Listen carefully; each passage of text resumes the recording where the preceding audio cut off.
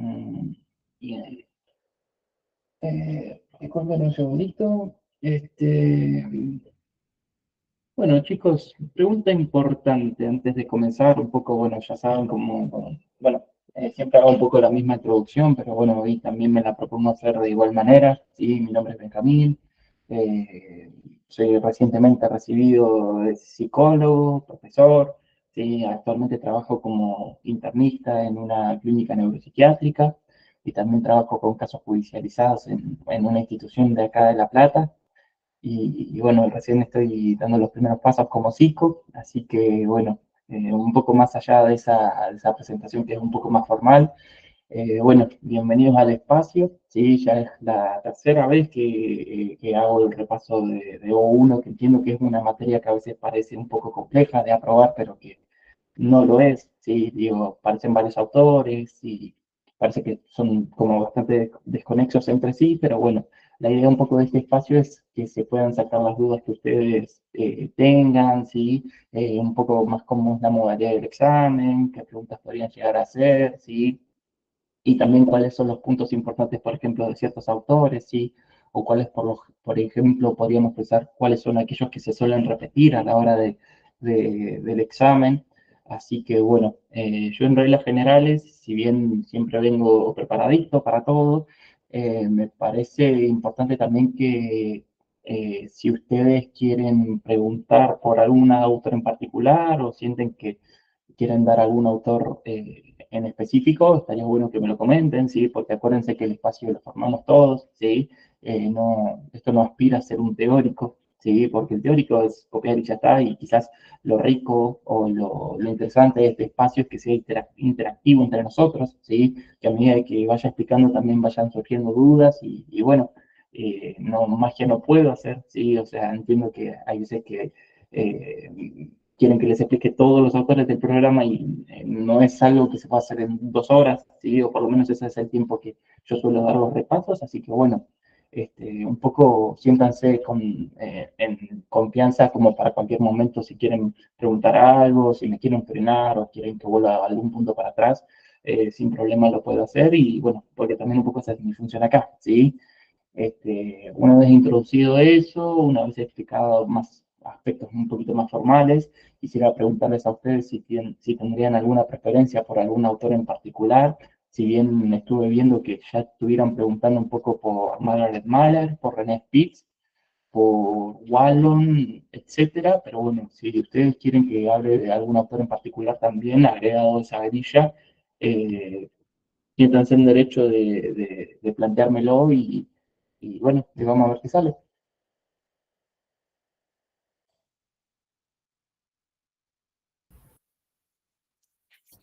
Hola, profe, ¿qué tal? Yo, Bueno, por ejemplo, tengo una duda vi que preguntaron sobre el doble conmutador sí, y no sé cómo engancharlo porque, por ejemplo, yo lo estoy estudiando desde la neogénesis sí. y no sé, o sea, por una compañera entendí que están las representaciones que tienden a ligarlo, pero no sé cómo hay cómo hacer no sé, tengo un matete. No, no, igual entendí, o sea, no estás tan, entendí como lo que quisiste decir, está bueno lo que traes. Eso es Silvia Bleichmann, ¿sí? Sí, Lo que estás hablando de ella es como, es el enfoque que ella tiene para la clínica de los niños, ¿sí? Vos lo que tenés que pensar es que ella es, si bien tiene cosas de la cañana, también es como, Silvia Bleichmann fue una autora que, bueno, que falleció en 2010, 2011, si mal recuerdo, que ella trabajaba mucho esta cuestión de las primeras inscripciones, pero porque laburaba mucho el tema esto de, fíjate que el texto se llama neogénesis, o sea, porque vos en esa discusión que siempre se dio en el psicoanálisis, el psicoanálisis es innato, como por ejemplo pasaba en Klein, o por ejemplo era, bueno, resultado del baño, o sea, era solo de adquisición en tanto se tiene contacto con la cultura, por ejemplo, como pasaba más en la teoría de Lacan, que bueno, para esta materia no creo que venga el caso que me ponga a explicarlo, porque no es un autor que vean, es más en cuarto eso, ¿sí? Pero ahí ella lo que hace también es como una especie de mediación entre la teoría de Klein y lo que es la teoría de Lacan. Viste que ella habla mucho de ni un endogenismo ni un exogismo, ¿sí? O sea, está esto de el endogenismo es, bueno, todo el proceso psíquico del niño se desarrolla desde el nacimiento, por ejemplo, todo un mundo interno, como pasa con Klein, aunque yo soy kleiniano, y después está por otro lado esto de, bueno, todo es lenguaje, todo pasa por lo que el otro hace. Entonces ella como lo que hace es justamente como una intermediación entre esos dos puntos, ¿sí? Y ahí me parece interesante que lo que labura ella es, bueno, vos, por ejemplo, sabés que en muchos autores aparece mucho la cuestión del pecho, ¿no? Esto de, por ejemplo, en Melanie Klein, pecho bueno, pecho malo. No sé, en Margaret Mahler aparece mucho esto de, bueno, la madre como un objeto, ¿no? Podemos seguir así con Winnicott, etcétera, etcétera, ¿no? Ella lo que hace, en cambio, es como correrse un poco de esa cuestión de, bueno, vincular a la gente materno únicamente como una cuestión de nutrición, y hablar un poco más de lo que la madre, la función materna, en realidad no es lo mismo decir la madre que la función materna, si lo digo madre es por una cuestión de ahorro de palabras nada más, que ella lo que hace es hablar de lo que es el doble conmutador justamente, ¿sí? Porque para ella, por lo menos lo que pasa con el aparato psíquico del niño, no es un aparato psíquico que nosotros sabemos, por ejemplo, que siempre está la cuestión de neurosis, psicosis y perversión, ¿no? O sea, que son, por ejemplo, los cuadros que puede tener una persona, una estructura, digamos, ¿sí? Pero ¿qué pasa? La idea de una estructura es que es algo fijo, hoy y siempre, ¿entendés? Vos tenés una neurosis hoy y la vas a tener siempre. Entonces, ¿cuál es el punto? Ella lo que trata de hacer es hablar de lo que se llama como el aparato psíquico en constitución, ¿sí? O sea, para ella la constitución del aparato psíquico comienza desde que el niño nace, ¿sí? Y se va a sostener o se va a desarrollar hasta lo que sería justamente, por lo menos la llegada, sí, la llegada a la adultez, ¿sí? Porque ahí es como vuelve a, ella lo que hace es retomar mucho a Freud, ¿no? Viste que está esta cuestión de, por ejemplo, bueno, los dos tiempos de la sexualidad. Está la sexualidad infantil, que justamente es perverso polimorfa, ¿sí? O sea, tiene diferentes zonas del cuerpo, las cuales le dan satisfacción, ¿sí? Y en esa satisfacción el niño o sea, sí, satisface, valga la redundancia, las zonas erógenas en su propio cuerpo. Eso quiere decir que es justamente que es autoerótica, ¿sí? Son pulsiones parciales, ¿sí? Entonces, en ese punto, ¿qué pasa? Después aparece el periodo de latencia, después del complejo de Edipo, ¿sí? Y ahí aparece el dique anímico, ¿sí? Entonces, ¿qué pasa? Eso se sostiene hasta la adultez. Y ahí en la adultez ya hablaríamos, por ejemplo, de lo traumático, diría Freud, ¿sí? Pero no me quiero ir tanto a eso. Lo que hace Silvia justamente es que para ella, en un nene, no podemos hablar de neurosis o de psicosis, sino que de lo que hablamos es de este aparato psíquico en constitución. O sea, el nene, por ejemplo, si tiene manifestaciones neuróticas, no quiere decir, por ejemplo, que sea neurótico per se, ¿sí? Sino que se está consolidando algo, ¿sí? Porque pensarlo de esta manera, si vos, vos sos psicólogo de niños, por ejemplo, psicoanalista de niños, y viene un nene de 5 años y vos pensás que ya tiene neurosis, tiene una neurosis o tiene una psicosis, difícilmente puedas hacer algo ahí. ¿Entendés? O sea, difícilmente puedas cambiar algo de lo que ya está instituido, ¿sí? Entonces ella lo que propone justamente es esto de la neogénesis, ¿sí? Neo quiere decir nuevo, génesis quiere decir origen, o sea, lo que ella dice es como, y acá viene como lo interesante de su obra, es que para ella, por ejemplo, en un nene que tiene manifestaciones de tipo psicóticas, por ejemplo, podría pasar a tener neuróticas, ¿sí? O sea, el nene que, por ejemplo, no tiene dique anímico, pase a tener dique anímico. Sí, Silvia igual es una autora que no es fácil, claro, sí, o sea, tiene mucha vuelta de rosca, pero es sumamente interesante para lo que hace la clínica de niños, ¿sí? Y en esto de las primeras inscripciones, lo que hace Silvia es justamente explicar qué rol juega ese otro materno en ese primer momento, ¿sí? Ella lo que habla justamente es de lo que se llama como la represión originaria, o sea, cuando el niño nace, ¿por quién es recibido? ¿No? Bueno, ese primer recibimiento que da lugar al niño, al infante, o sea, aquel que no puede hablar todavía, es justamente ese contacto con la madre, ¿sí? Que en ese sentido lo podríamos pensar un poco como en Winnicott, ¿no? Esto de Holling y Hamlin, o sea, no es que al niño solo le dan el pecho y ya está, como por ejemplo pasaba en Freud con la vivencia mítica de satisfacción, sino que implica que, por ejemplo, el nene lo sostienen, lo amamanta, ¿sí? Lo acarician. Entonces, lo que dice justamente Silvia es que la madre de lo que se encarga es justamente de libidinizar o de generar una envoltura narcisizante. O sea, que pone parte de su líbido en el niño. Y eso es lo que hace que el niño pueda existir, por ejemplo. ¿Sí? Y en ese sentido, un poco Eso es lo que podríamos llamar justamente como represión originaria, porque es lo que da lugar justamente al nacimiento del aparato psíquico. Porque ahí Silvia Bleichmar se diferencia, por ejemplo, de Klein, que para Klein, acuérdense que el aparato psíquico es innato. ¿Sí? Innato en el sentido de que el nene está en la panza, ya supuestamente hay actividad psíquica. Para Silvia, si no está ese otro en primer lugar que le dé la teta, por ejemplo, y que los vio el nene, no hay aparato psíquico. ¿Sí? Entonces, ¿qué pasa? Ya mencionamos un poco lo que es la neogénesis. Por otro lado, ya mencionamos un poco también lo que es la represión originaria, ¿sí? De hecho, Silvia es muy interesante porque para lo que hace la clínica de niños, diferencia un poco lo que se llama el síntoma de lo que se llama el trastorno. ¿Hasta eso los saben más o menos o quieren que les explique un poquito qué es?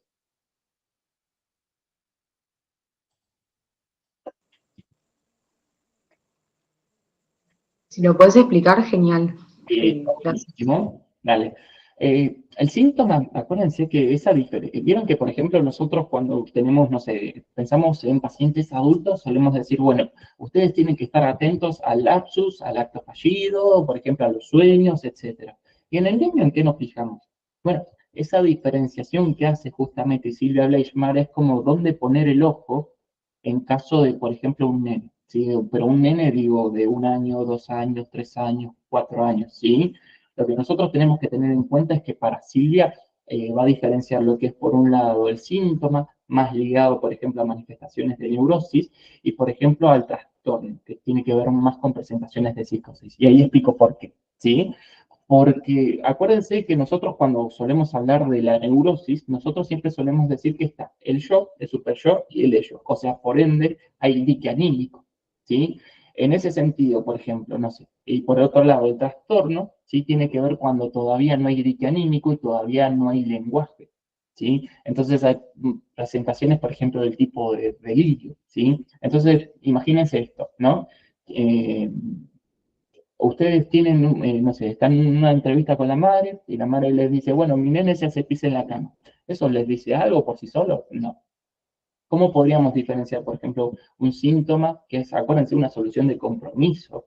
¿Sí? O sea, esto de la lucha entre el yo y el ello, a, por ejemplo, un trastorno. Bueno, el síntoma, acuérdense que siempre va de la mano con lo que es el dique anímico. Entonces, si por ejemplo ustedes les dicen, no sé, la madre de un nenito, che, ¿sabés que mi hijo se hace pis en la cama? La cuestión ahí no es si se hace pis en la cama solamente, sino, por ejemplo, bueno, ¿y cómo reacciona frente a hacerse pis en la cama, no? O sea, el nene se ríe, le causa placer eso, o por otro lado le da vergüenza, le da asco, ¿sí? ¿Se entiende un poquito como a modo de ejemplo cuál es la diferencia entre el síntoma y el trastorno? La cuestión del dique anímico, por ejemplo, ahí no se Sí, escucha. perfecto. Eh, Sí, sí.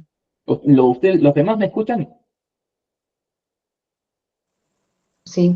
Listo, perfecto, perfecto.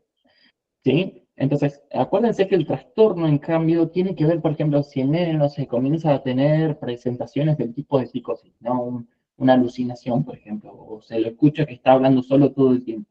Eso tiene que ver justamente con que no hay dique anímico todavía, ¿sí? Entonces, por ejemplo, el síntoma, acuérdense siempre, siempre, siempre en psicoanálisis, el síntoma se define como solución de compromiso.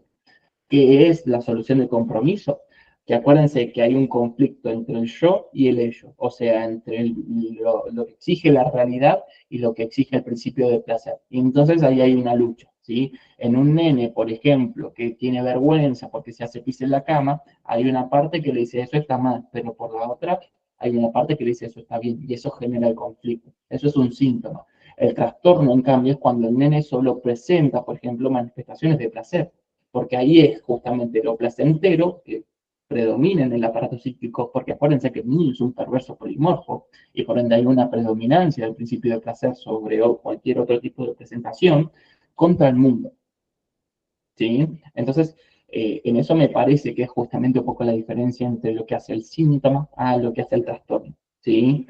Y después, y me quedó una cosita pendiente, esto del doble conmutador que me lo había preguntado Ludmila, si me recuerdo.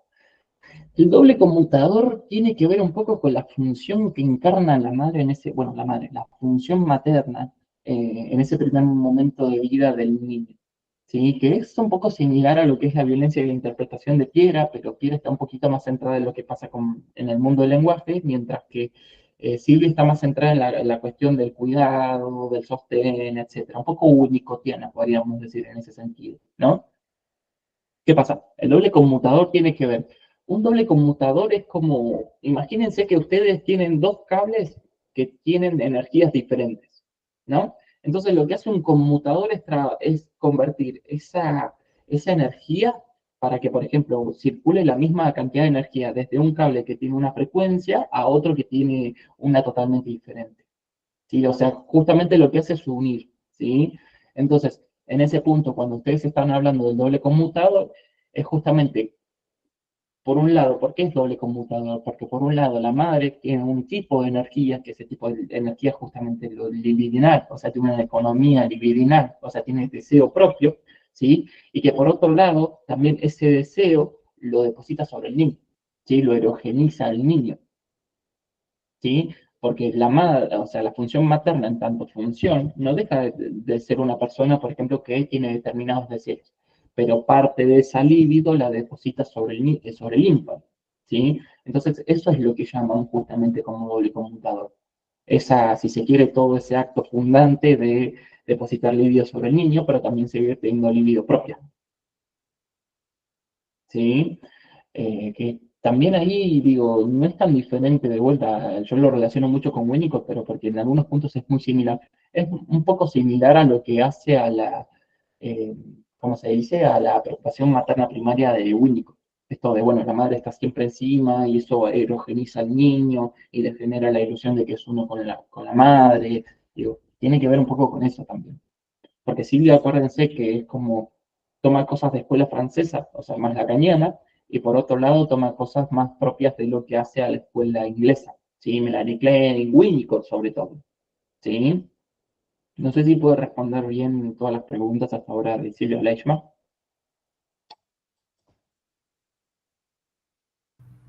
Sí, sí, yo lo entendí. Bien, buenísimo. Me pongo contento porque es re difícil. Este, pero acuérdense que la cuestión ahí, lo más importante es esto, fíjense el nombre del texto, primeras inscripciones o neogénesis. La neogénesis tiene que ver con que el analista puede generar algo totalmente nuevo en el aparato psíquico del niño. Si el niño ya tiene una estructura tipo neurótica, de ahí ya no se puede hacer nada que no sea trabajar desde la neurosis. Que, por ejemplo, en un nene que tiene 5 años, si se supone que es neurótico, ¿cómo hace para trabajar si no habla, por ejemplo? Bueno, 5 años ya habla, ponele un año, ¿no? Entonces, va muy de la mano esto de la neogénesis, o sea, como por ejemplo, no sé, una intervención en la cual, por ejemplo, hay un caso de Silvia que se llama caso Alberto y caso Daniel. En uno de los casos, el nene sentía, por ejemplo, que todo le atravesaba el cuerpo. Se bañaba, por ejemplo, y se bañaba con mangas largas, ¿no? Entonces ella lo que le decía, por ejemplo, cuando el nene se ponía, bueno, tenía una alucinación de que algo le estaba atravesando la cabeza, ella le ponía las manos en la cabeza y le decía, bueno, esta es tu cabecita. ¿No? Y como que lo hacía con cariño, ¿no? Esto que hablábamos, no es solo la palabra, sino es que es la investidura libidinal que se genera ahí, ¿no? Entonces lo que pasaba justamente con eso es que en el niño lo que se estaba generando es como la idea de cuerpo, ¿sí? Cosa que antes no estaba. Y eso es la neogénesis, inscribir algo nuevo en el psiquismo que antes no estaba. Silvia lo define como una inscripción inédita, o sea, algo que ya no estaba y que ahora sí, ¿sí? Pero bueno, eso es un poco Silvia Bleichmann, ¿sí? Entiendo que es un poco difícil de leerla, no tiene, o sea, no es un autor que la lee y dice, uy, es re fácil, no, al contrario. Pero bueno, tampoco es imposible su utilidad, ¿sí? Puntos importantes de Silvia Bleichmann, para mí, para el final, neogénesis, síntoma y trastorno. Repito lento para quien esté anotando. Neogénesis, síntoma y trastorno, ¿qué más? Doble conmutador, aparato psíquico en constitución. ¿Y qué más les puedo decir? Aparato psíquico en constitución. Ah, y por ejemplo, clivaje, que creo que es algo que toma de Klein que también va un poco con esto del aparato psíquico en constitución. ¿Alguien sabe qué es el clivaje? ¿La decisión puede ser? Eso más en Klein, ponele, pero a ver, me interesa, ¿cómo sería eso, la decisión? No sé si lo entendí bien igual, pues con Klein estoy retrabada, no puedo. Pero creo que era lo de separar las cosas buenas y malas del objeto para defenderse. Eso es más, a mí me encanta lo que decís porque me encanta Klein, pero vos pensalo que en Klein es como cuando el niño nace, si bien el aparato psíquico es incipiente, hay un aparato psíquico. Piedra, che, qué fallido de mierda. Eh, Cuando nosotros estamos hablando de Silvia, es como que se tiene que ir constituyendo. Entonces, por ejemplo, el niño cuando recién nace es un puro ello, puro placer, ¿no? Entonces, ¿qué pasa? En el niño, eso que es todo un ello, se va separando de a partecitas, ¿no? Se va haciendo un yo, se va haciendo un super yo y se va haciendo un ello. Ese proceso de separación es lo que llamamos clivaje o separación en el sentido de la constitución del aparato psíquico en Silvia Leishman. En cambio, en Klein, ¿sí? El clivaje, no es lo mismo decir clivaje que escisión. ¿Sí? El clivaje tiene que ver con cómo se va consolidando el aparato psíquico. La escisión, en cambio, es un mecanismo defensivo del yo, en la posición esquizoparanoide, que lo que hace es, en reglas generales, si bien puede pasar de otra manera, es como que todo lo que sea aspectos negativos del objeto van a ser proyectados y todo lo que sea positivo del objeto, tipo el pecho bueno, ¿sí? Va a ser introyectado, o sea, arrojado hacia el yo. Es un mecanismo de defensa. O sea, es como, tiene como otro desarrollo teórico, un poco diferente. ¿Sí? Ok, perfecto. 10 puntos. Igual bastante bien, o sea, no estabas errada, pero si te preguntan de Klein eso, golazo, porque es un puntazo eso. ¿Sí? No sabía que era Bueno, distinto en Klein a Bleichmann. Pensé que eran lo mismo del clivaje. es que, o sea, viste que yo rompo las pelotas, lo repetí como 3 veces ya, pero estaba esto, digo, que el aparato psíquico es innato para Klein y para Silvia es como que se va desarrollando. Eso es lo que hace la diferencia total, porque en Klein, fíjate que el clivaje tiene que ver con que ya hay un aparato psíquico constituido de antemano, o sea, ya hay un yo formado que se encarga de eso, es una función del yo. En Silvia, en cambio, es como que el aparato psíquico no está diferenciado todavía. Es un proceso. El clivaje tiene que ver con ese proceso, no con lo que hace el yo, como si en Melanie. Bueno, en Klein en realidad. Perfecto. Genial. ¿Sí? Digo, fíjense que igual lo que tienen las dos autoras es que lo que hacen es buscarle con esto del síntoma del trastorno, por ejemplo, Silvia Bleichmann y por el otro lado Melanie Klein con lo que hace a la introducción del juego y por el otro lado también esto de pensar al aparato psíquico como desde el nacimiento, lo que ellas tienen no es una posición de tratar de forzar la teoría para tratar de atender niños, sino lo que hacen es tratar de explicar al niño como niño, no como un niño adulto, por ejemplo. Ustedes cuando hablan, por ejemplo, de estructura, ¿sí? En un nene, no es lo mismo que en un adulto. En un nene, hablar de neurosis o psicosis es difícil, ¿sí? Entonces, ¿qué hacen Silvia Leishman y Melanie Klein? Que creo que ahí está la gracia de la obra de ambas. Siempre hablan como de predominancia de ciertas características del psiquismo en ese momento, pero no que es un psiquismo consolidado, ¿sí? Y ahí, por ejemplo, de vuelta, en niños, ¿sí? No es lo mismo que en un adulto. En un niño, por ejemplo, que tenga 5 años y 6 meses, a que tenga, por ejemplo, 5 años solo, ¿sí? O que esté por cumplir los 6, cambia un montón. En un adulto, por ejemplo, si tiene 22 y va a cumplir 23, o si tiene 23 y va a cumplir 24, no cambia mucho. ¿Sí? Ahí la cuestión es que, acuérdense siempre esto, ¿en qué edad, por ejemplo, sería esperable que en un nene aparezca el dique anímico? ¿Sí? Según Freud, 5, 6, 7 años. ¿Sí? Previo a eso es posible que no lo tenga. ¿Puede tenerlo? Sí. Pero, por ejemplo, hace mucho la diferencia que tengan un nene de 1 año, de 2 años, y que muestre, por ejemplo, no sé, esto del trastorno, que, por ejemplo, en un nene que ya tiene 9, 10, ¿sí? O sea, para Silvia Bleichmann ahí la cuestión es que mientras más joven, ¿sí? Es el nene, más se puede inscribir, más se puede intervenir ahí. Mientras más cerca de la adultez está, menos se puede hacer, ¿sí? Y ahí es cuando ella justamente hablaba de lo que se llama como el salto estructural, o sea, como esta idea de que supuestamente se puede pasar de una psicosis a una neurosis, por ejemplo. Podemos pasar a pie por piedra, no la termino de entenderse. Sí, obvio. ¿Ustedes les gustaría ver a Piera?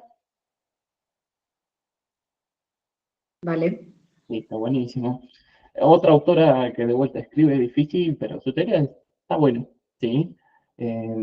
Silvia Bleichmar, de hecho, es una autora de Argentina que se formó con Laplanche, tiene unos retrabajazos. Tomaba mucho a Klein y después tomaba en algunas cosas a Lacan, ¿sí? ¿Hasta acá alguna duda con Silvia, con Melanie Klein? Yo tengo otra pregunta que vi que la tomaron que decía, ¿por qué en Melanie Clay se habla de posición y no de fase? Oh, qué buena pregunta. Para entender eso tenés que entender el nene cuando está dentro de la panza, ¿cómo se siente según Klein?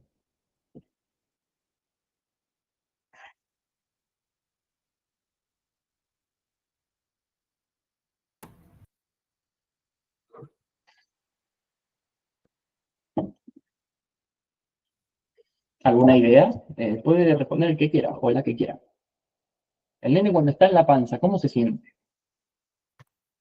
¿Se siente bien? Creo. Exactamente. Eso Melanie Klein, ¿cómo lo llama? Después extraña el estado intrauterino. Puede ser. Eso, fase intrauterina. Bien. ¿Y nace qué pasa?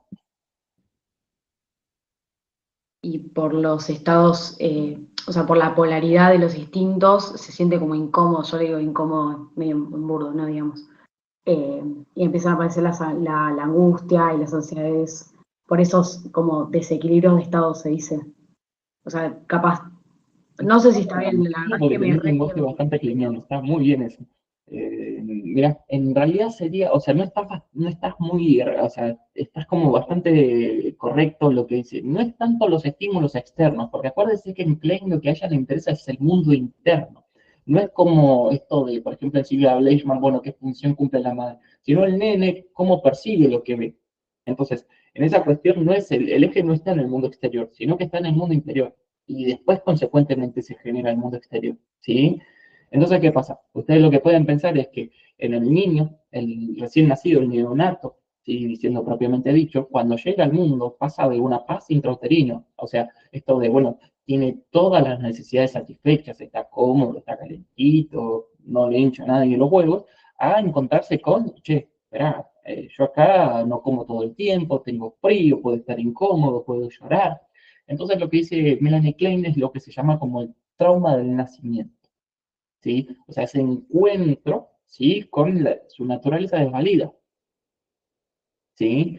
Y entonces ahí consecuentemente la cuestión de la posición, ¿sí? La posición no es lo mismo que una fase, porque una fase es, en cierto sentido, es esperable y es lineal. O sea, ¿qué pasa? Por ejemplo, un nene de, bueno, de un año. Bueno, por ejemplo, vamos, no sé, Margaret Mahler. Bueno, de los 0 meses a los 5 meses, por ejemplo, bueno, es esperable que el niño esté en la fase autística normal. De los 5 meses a los 9 meses es esperable que esté en la fase simbiótica normal. Y así, separación e individuación, por ejemplo, ¿no?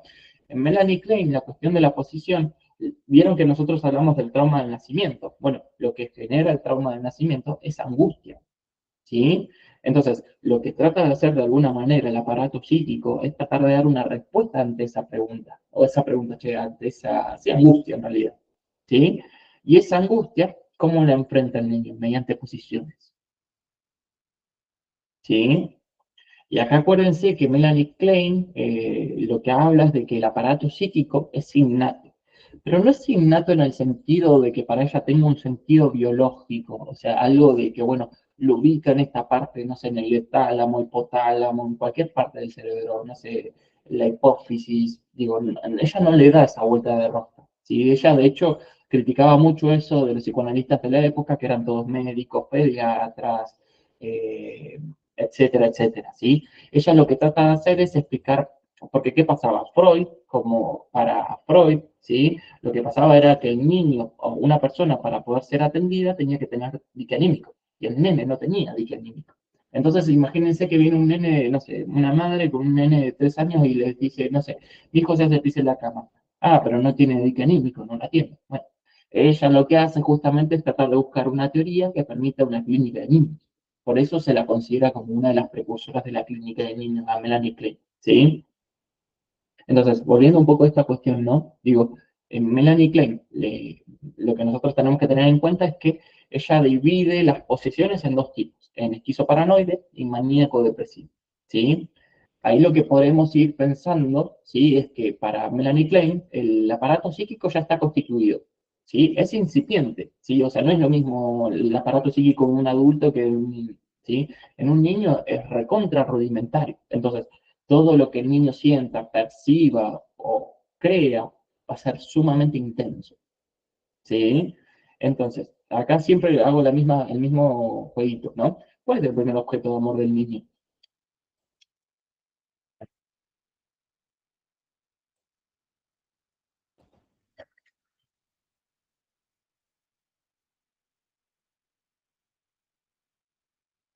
Los padres.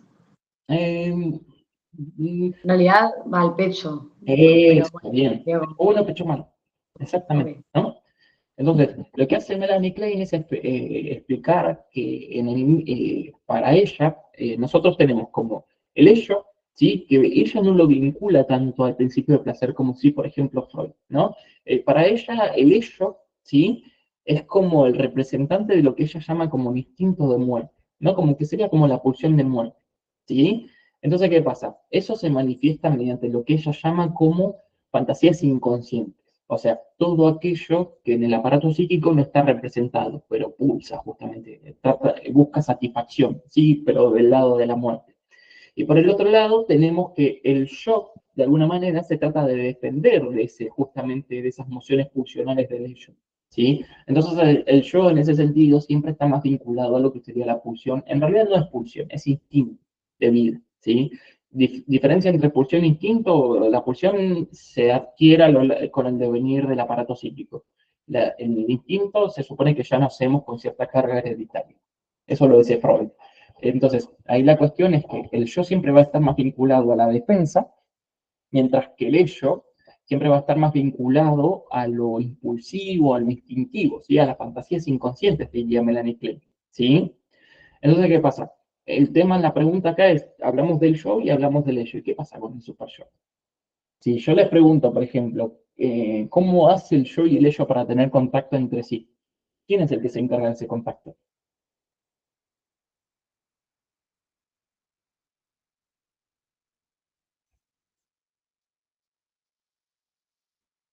Esto ¿quién es el mediador entre el yo y el ello? Sería el super yo. Eso, exactamente, exactamente. ¿Sí? Entonces ahí tenemos justamente por qué también está el super yo para Melanie Klein. Acuérdense que en Freud, y acá hay una recontra diferencia, para Freud el super yo viene después del complejo de Edipo. Para Melanie Klein nosotros ya naceríamos con complejo de Edipo no, en realidad, con super yo. ¿Sí? Pero la diferencia, que no es el super yo que vemos en el niño neurótico, por ejemplo. El super yo, en ese primer momento, es sumamente severo, va a decir Melanie Klein, ¿sí? Y que en ese primer momento, como el niño, acuérdense que percibe las cosas de a mitades, ¿sí? O la decisión, justamente, va a ser como una introyección justamente de lo que él cree de los padres, justamente. ¿Sí? Y eso que cree de los padres va a ser súper severo. ¿Sí? Entonces ahí ya tenemos un poco cómo es el panorama para el nene en ese sentido, ¿no? En esa posición esquizoparanoide. Acuérdense que la posición esquizo se hizo en el tipo de ansiedades que el niño tiene no, perdón, sería el tipo de defensa que tiene, ¿sí? Paranoide es cómo percibe las ansiedades en mí, ¿sí? O sea, él siente que todo lo que está vinculado al mundo externo lo quiere destruir y el yo de alguna manera va a poner en juego mecanismos defensivos para tratar de protegerse de eso, separando las cosas en buenas y en malas, ¿sí? No es que es bueno y es malo, sino que es bueno o es malo. Siempre acuérdense que es o, no es bueno y malo al mismo tiempo, sino que es o bueno o es malo, ¿sí? Y para tener un poco en cuenta eso, vamos a diferenciar un poco lo que es la proyección de la introyección, ¿sí? La proyección tiene que ver cuando el yo arroja cosas que considera malas para sí hacia el mundo exterior. Entonces, por ejemplo, hablamos del pecho malo, ¿sí? Y la introyección tiene que ver con que el niño sí, para sostener su economía libidinal de alguna manera, lo que hace es justamente todos los aspectos buenos, por ejemplo, del pecho, los hace parte del yo, ¿sí?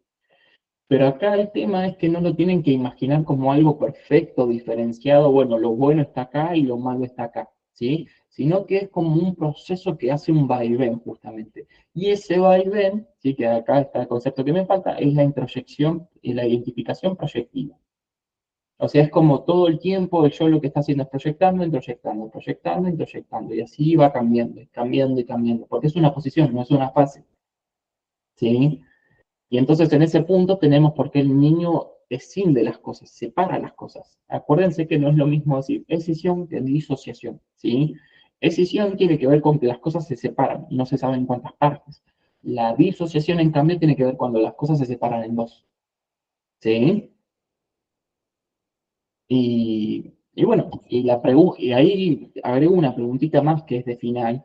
¿Cómo hace el niño para pasar de la posición esquizoparanoide a la maníaco-depresiva?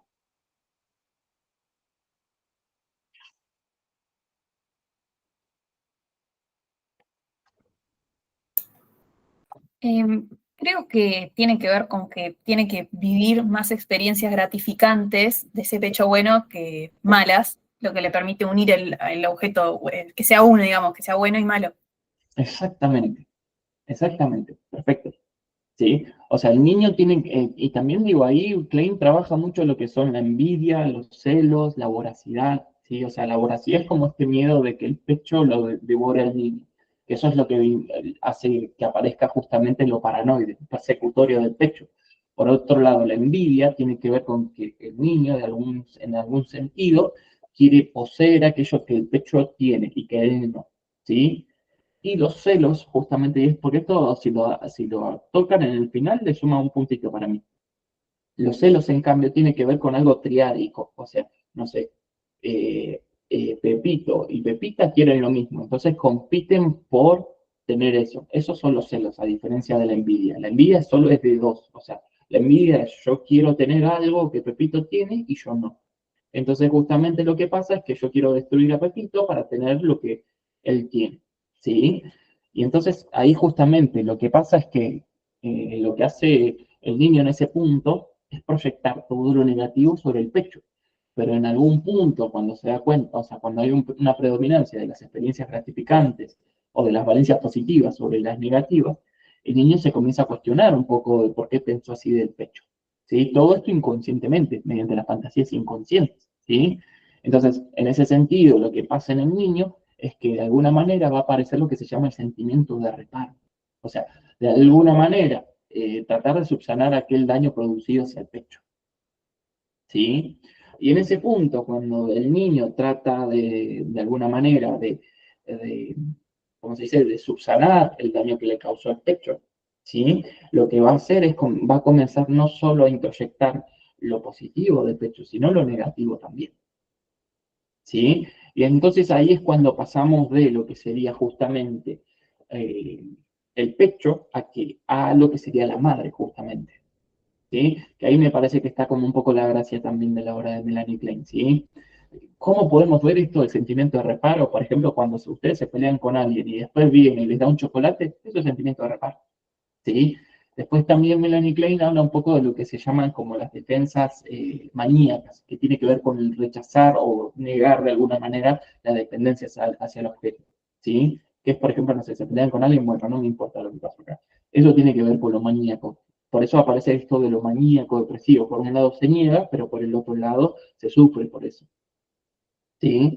Y ahí cuando ya hablamos de lo que sería la posición maníaco-depresiva, vamos a hablar de defensas represivas, acuérdense. O sea, lo que entienden en Freud como la represión, propiamente dicho. ¿Sí? Mientras que en la posición esquizoparanoide vamos a hablar de defensas pre-represivas. O sea, ¿qué hace el yo en ese periodo? Bueno, ¿es pre-represivo o es post-represivo? Pero acá lo que me parece interesante es que nos corremos un poco de la cuestión del Edipo, ¿sí? Porque para Melanie Klein ya hay un Edipo un poquito más temprano que en Freud. Y en Freud el Edipo pasaría a los 7, a los 8, a los 9, ¿sí?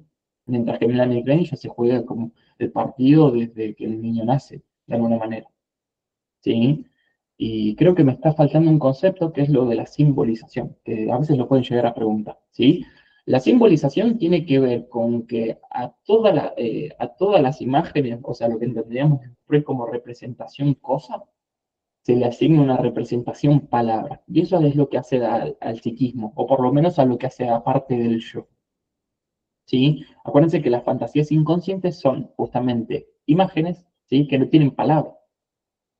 ¿Sí? Entonces, ¿qué trata de hacer de alguna manera el yo? Simbolizar, o sea, ponerle símbolo o palabra justamente a esas cosas. ¿Sí? Entonces, ¿cuál es el tema ahí? Ustedes, por ejemplo, cuando van a análisis y, no sé, cuando van con el psicólogo, la psicóloga, y ellos les preguntan, bueno, ¿qué te pasó? Lo que estás tratando de hacer es simbolizar justamente, de poner en palabras lo que te pasó, ¿sí? Lo que antes era traumático porque carecía de palabras, ¿sí?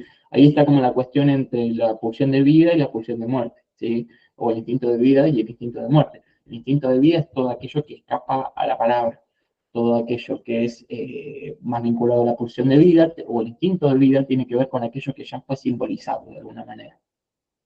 ¿Sí? No sé si hasta acá se va entendiendo.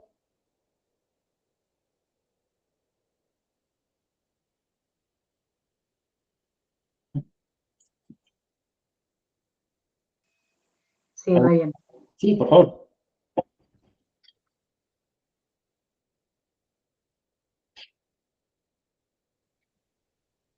Bien, ¿alguna pregunta más de Melanie Klein, de Silvia Leishman, de otro autor? Ah, Piera me habían preguntado. Ahí vamos, a Piera. Benja, ¿cómo estás? Yo te quería preguntar acerca de Klein, que había visto que una vez habían preguntado la diferencia entre, con Winnicott, del objeto transicional y el objeto interno. El objeto transicional, bárbaro, lo entiendo, pero el de Klein, el objeto interno como así, como concepto, no lo llego como a definir. Pasa que ahí, mira, como pleniano me toca un poco el orgullo, o sea, pero porque creo que a ver, es una interpretación que se hace, o es una diferenciación que hacen más los winnicottianos sobre la obra de Melanie Klein, pero porque la idea es como que para ella, a nosotros lo que nos interesa, por ejemplo, del niño o de un adulto, es solo el cómo ve las cosas en su mundo interno. O sea, el objeto interno tiene que ver con que fíjate una cosa, para Melanie Klein, ¿cómo se llama su obra?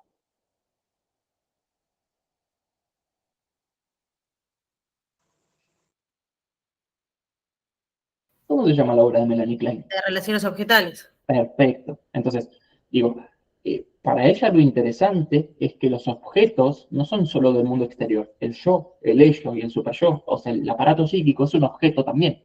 Entonces ella como lo que trata de hacer es como de alguna manera decir, vos te llevas con los objetos del mundo exterior en función de cómo, por ejemplo, tengas tu aparato psíquico. O sea, por ejemplo, si vos, por ejemplo, estás en una posición esquizoparanoide y tu aparato psíquico es bastante rudimentario, todo lo que vivencias en el mundo exterior es como que va a ser vivido muy intenso, ¿no? Entonces esto es como de, bueno, la idea acá, que yo no sé si estoy de todo de acuerdo, pero bueno, me explico, es como que si vos, por ejemplo, tenés objetos internos pobres, débiles, ¿sí? Vas a vivenciar las cosas del mundo exterior consecuentemente, ¿sí?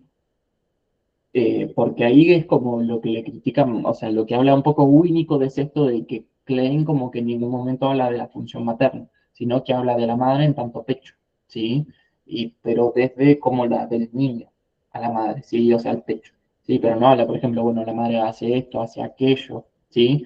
En cambio, Winnicott lo que trata de hacer es justamente hablar no tanto de la experiencia interna del niño, sino de lo que es el medio ambiente facilitador. Sí, o sea, es como, sí, es como escuela inglesa, pero bueno, tienen sus diferencias ahí, ¿no? O sea, porque es como lo que decía Winnicott es esto, ¿no? Por ejemplo, bueno, en un nene recién nacido es lo mismo si está mucho, si está poco, la madre, si lo cuida, si no lo cuida, si lo quiere, no lo quiere, bueno, él dice que sí, ¿no? Mientras que en Klein parece como que eso no, en Klein en ningún momento, por ejemplo, habla de, qué sé yo, los cuidados que tiene la madre hacia el niño. Ella habla como es intrapsíquica su teoría, o sea, qué pasa a nivel interno del niño, ¿sí? Pero de vuelta, son ejes diferentes de teoría, ¿sí?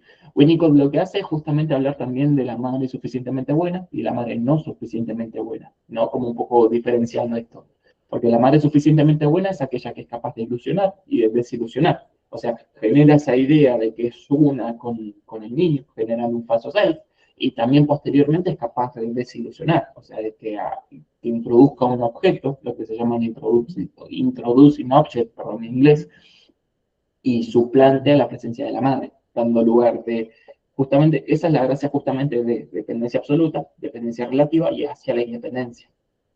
No sé si respondí, se entendió bien o creo que me explayé un poquito más.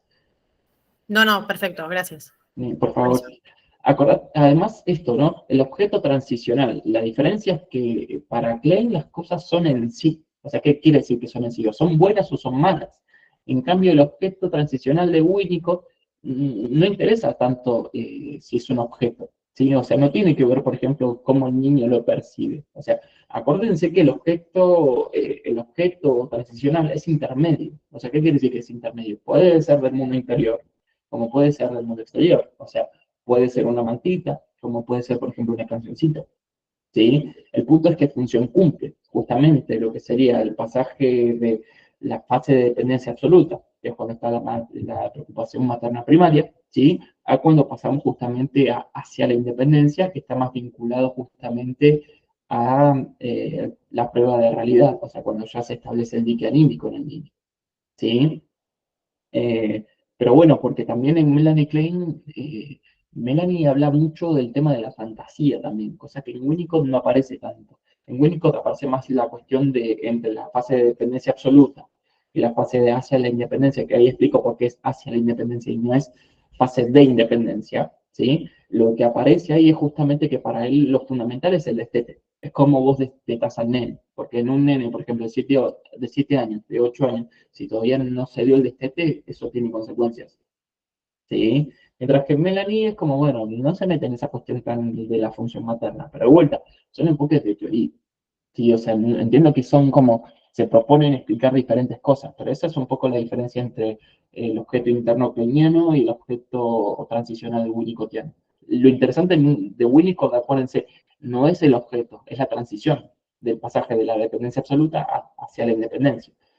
Que también menciono esto, ¿por qué se llama hacia la independencia y no fase de independencia? Porque siempre necesitamos de un otro. Entonces esa independencia nunca se termina. Siendo adultos también dependemos de un otro. ¿Sí?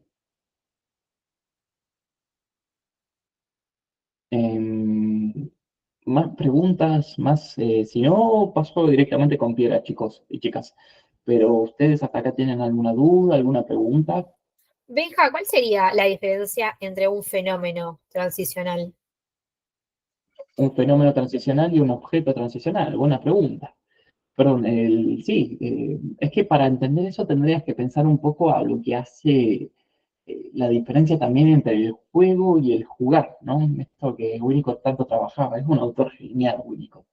Eh, Porque él un poco lo que habla es como esto de que para él el juego es una zona intermedia, ¿no? Porque no es del todo real ni tampoco es del todo fantaseada, ¿no? Él hablaba un poco de esto, diferenciaba de hecho lo que se llama como el juego y el protojuego, ¿no? El juego más vinculado a la fantasía, a la creatividad, y el protojuego más vinculado como a la literalidad. Entonces, por ejemplo, no sé, un indicador de,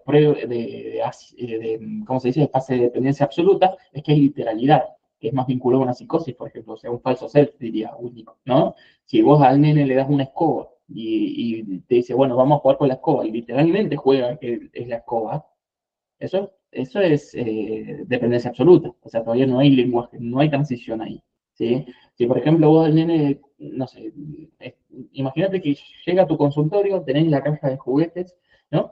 Y te dice, bueno, vamos a jugar a que esto es la escoba de Harry Potter, con una escoba. Eso es creatividad, ¿sí? Y ahí hay fantasía de por medio, ¿no? Entonces ya estamos pensando en hacia la independencia, justamente. Y ahora volviendo, ¿no? Nosotros tenemos el objeto transicional y los fenómenos transicionales, ¿no? El objeto transicional tiene que ver con todos aquellos objetos, ya sean del mundo interno o mundo externo, que de alguna manera le permiten tolerar al niño la ausencia de la madre. ¿Sí? Y posteriormente entender de que la madre en algún momento va a volver. ¿Sí? Mientras que los fenómenos transicionales tienen que ver con aquellas situaciones, si se quiere de alguna manera, que, que el niño logra fantasear. ¿Sí? O sea, de vuelta, en esta cuestión de mundo interno y mundo externo, ¿no? Es todo aquello, ¿sí? Que de alguna manera forma parte del espacio del juego, ¿sí? Que lo que hace es justamente permitirle al niño pasar de esa dependencia absoluta hacia la independencia, bueno, hacia la independencia, sí. No sé si quedó en claro. Sí, sí, re bien, gracias. No, por favor. Winnicott es un autor que es bastante sencillo, de hecho.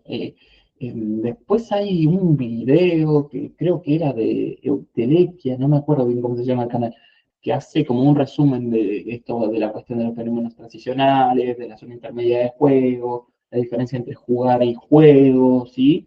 Que lo explica muy bien. Si se acuerdan de buscarlo, si no, después yo lo paso, ¿sí? Pero lo explica muy bien a Winnicott. No es un autor difícil para nada.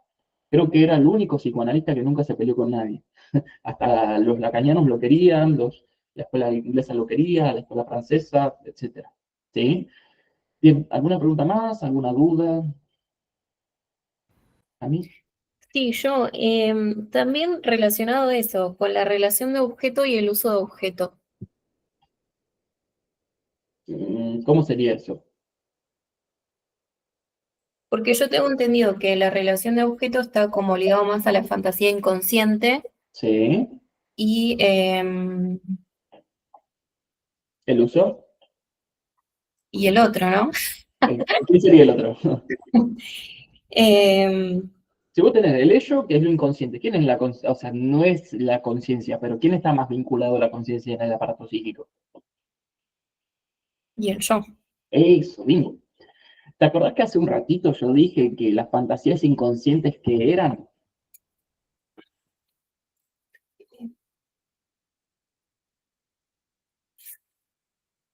Imágenes sin palabras.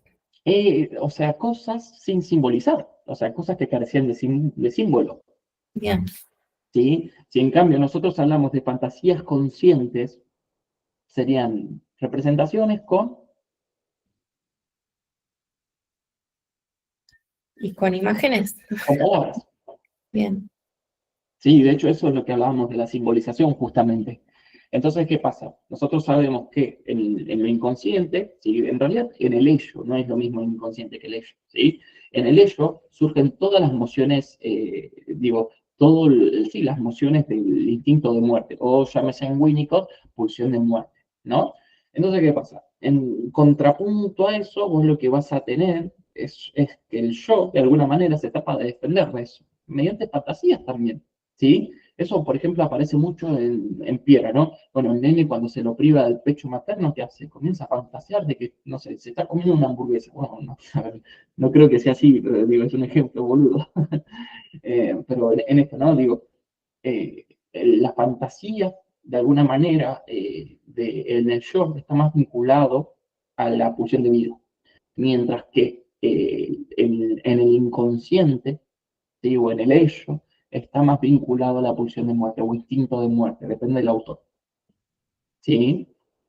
Y ahí, en esa lucha, es lo que entendemos como síntoma o como solución de compromiso, justamente. Un punto ahí donde se chocan las paralelas. A mí me serviría profundizar el doble conmutador de Piera, de Bleichmann. Sí, de Zimmer. Sami, ¿qué te gustaría profundizar de eso?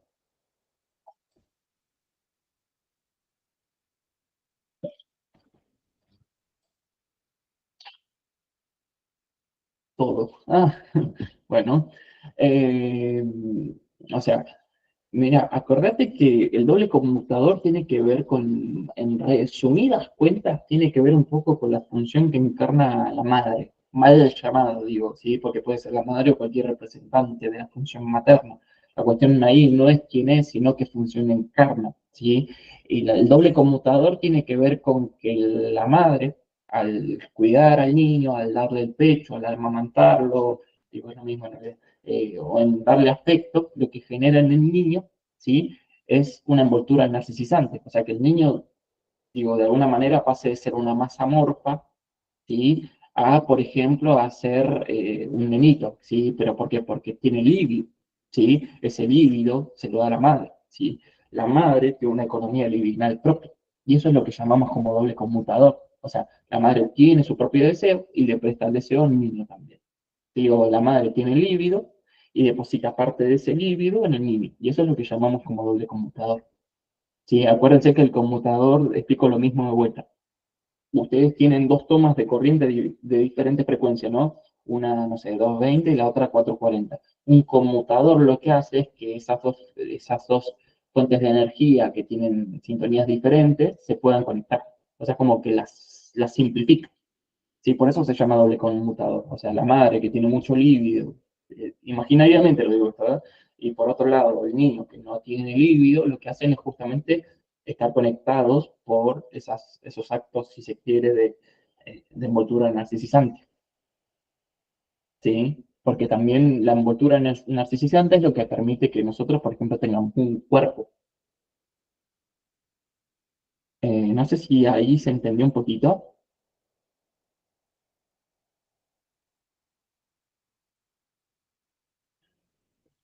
Sí, buenísimo. Bueno, hasta acá alguna duda más, alguna consulta, comentario, crítica, duda.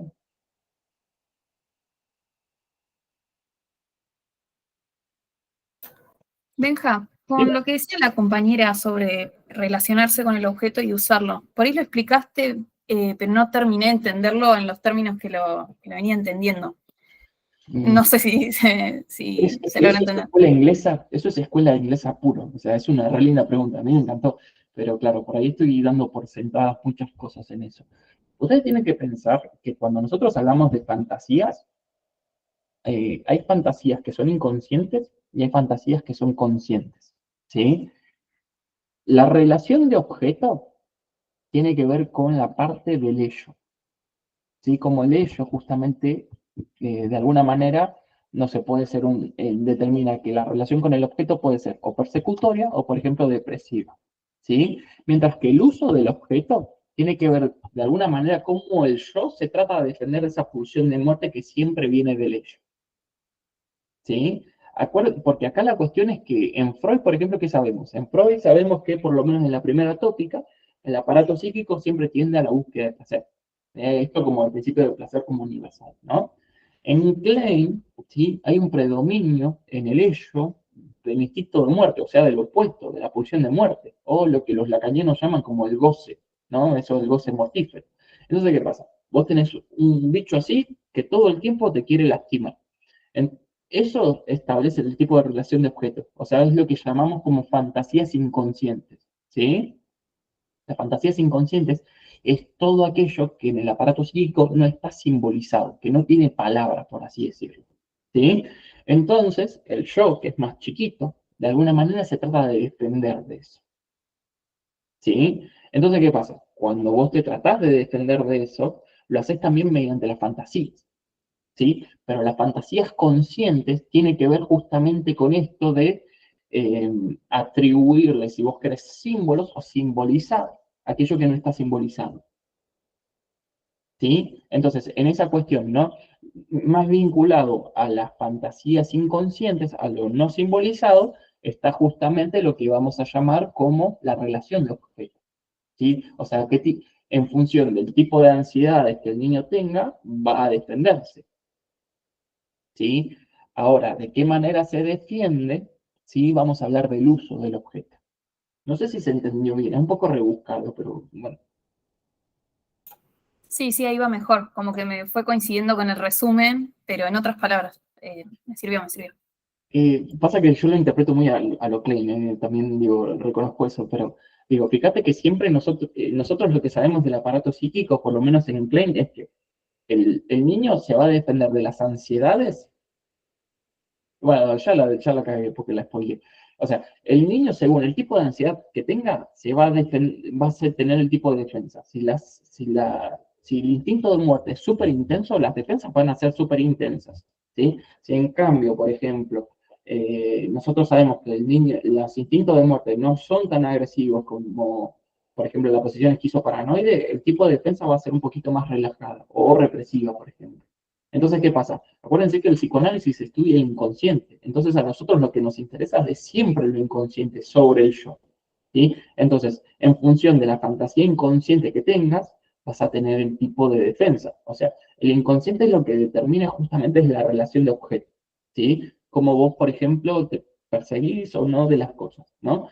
En cambio, por ejemplo, cuando nosotros hablamos del uso del objeto, es cómo vos te defendés frente a eso, ¿sí? Por ejemplo, en Winnicott, ¿qué es el uso del objeto? Justamente el jugar. O sea, lo que permite el jugar es que el niño simbolice las cosas.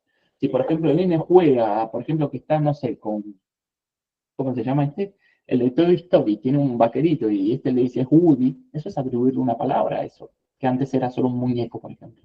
Y eso es la fantasía consciente, que es más Winnicottiano ahí. ¿Sí?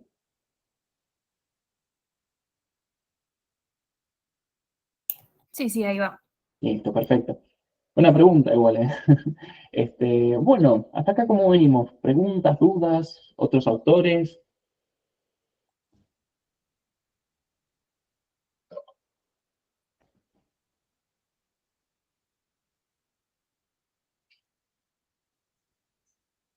Eh, si no, paso directamente con Piera. No sé si están de acuerdo con la moción o quisieran que vaya otro autor o otra autora.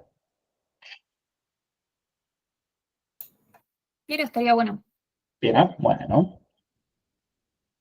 Cualquier cosa también, igual lo aclaro, creo que el primer repaso que di, vimos Piera, vimos Melanie Klein, y creo que no sé si habíamos visto a René, no, a Margaret Mahler o a Winnicott.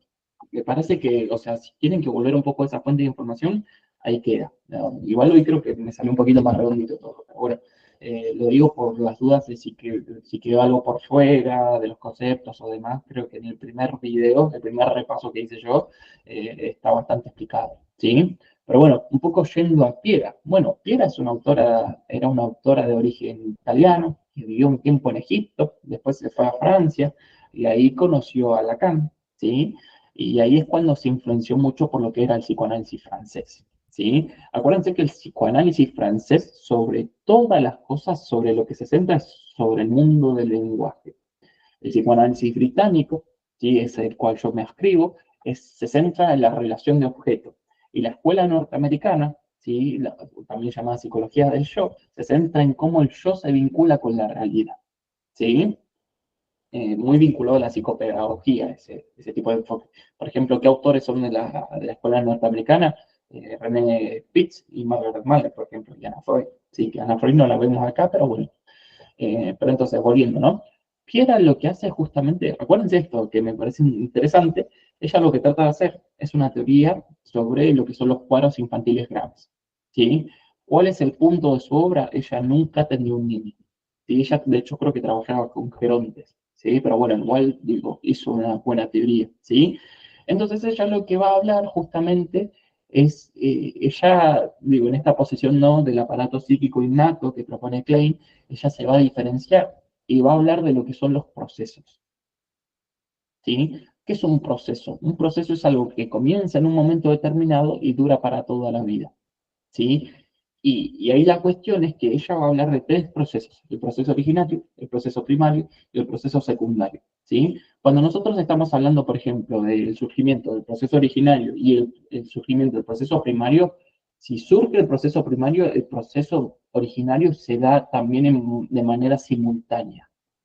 Sí, o sea, no es que aparece un proceso y desaparece otro, sino, no son fases estos, sino que todo pasa de manera simultánea, ¿sí? Entonces, en esa cuestión, justamente lo que podemos encontrar de la obra de Pierre Oulegnet es que ella, en algún punto, lo que trata de hacer, sí, ella de hecho era la expareja de Cornelius Castoriadis, un autor que vemos también en Institucional, muy influenciado por el psicoanálisis francés.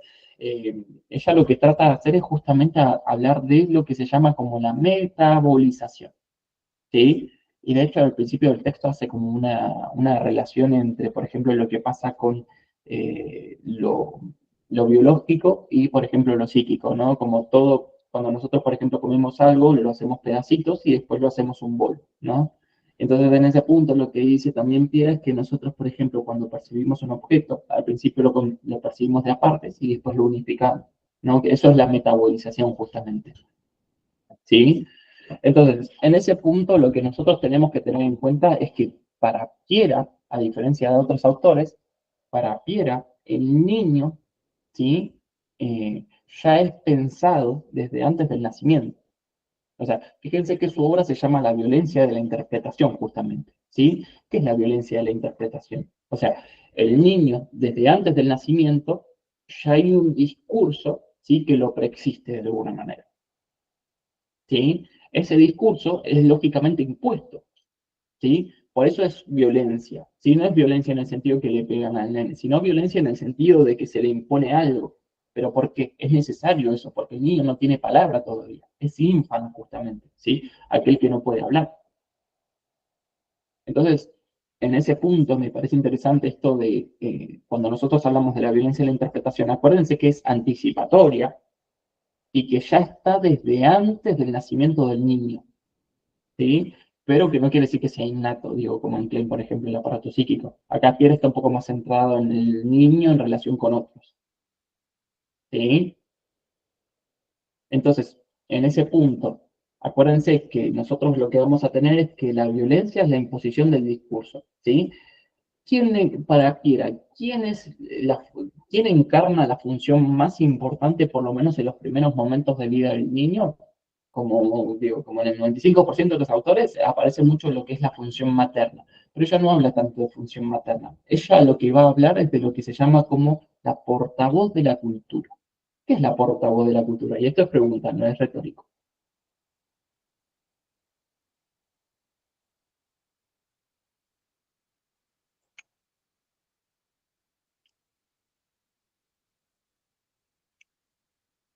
¿Alguien se anima a tirar un centro, un changüí?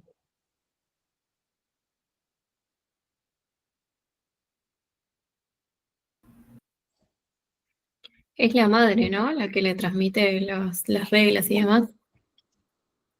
Mm, acuérdense, o sea, ahí les doy un tip para más si cursan psicología. Si estudiásemos medicina, te diría que es excelente la respuesta. Pero el tema es que cuando vos decís madre, acuérdense que siempre está más atribuida a la cuestión del rol biológico por ahí, ¿no? Cuando vos hablas en cambio de función, ¿sí? Eh, está más vinculado por ahí no tanto a si es la madre o no, porque digo, puede ser una abuela, puede ser una tía. Ahí la cuestión es qué función encarna, ¿sí? Entonces, por eso siempre rompo las pelotas con esto de, digo, a mí también me cuesta, yo a veces digo mucho la madre, la madre, la madre, y a veces de la función materna, no siempre es mamá, sino que es la tía, qué sé yo.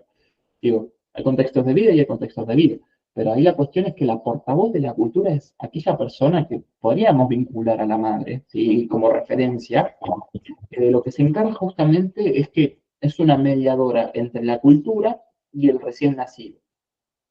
Entonces, lo que hace de alguna manera es prestar su discurso, ¿sí?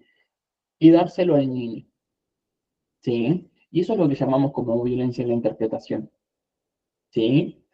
Y en ese punto, ¿sí? Nosotros lo que podemos encontrar es lo que se llaman como los procesos, ¿sí? Que son diferentes tipos de hitos o actividades psíquicas que van surgiendo justamente a partir de la crianza del niño, ¿sí? El primer proceso que vamos a encontrar es lo que llamamos como el proceso originario, o también llamado T0. ¿Por qué se llama T0?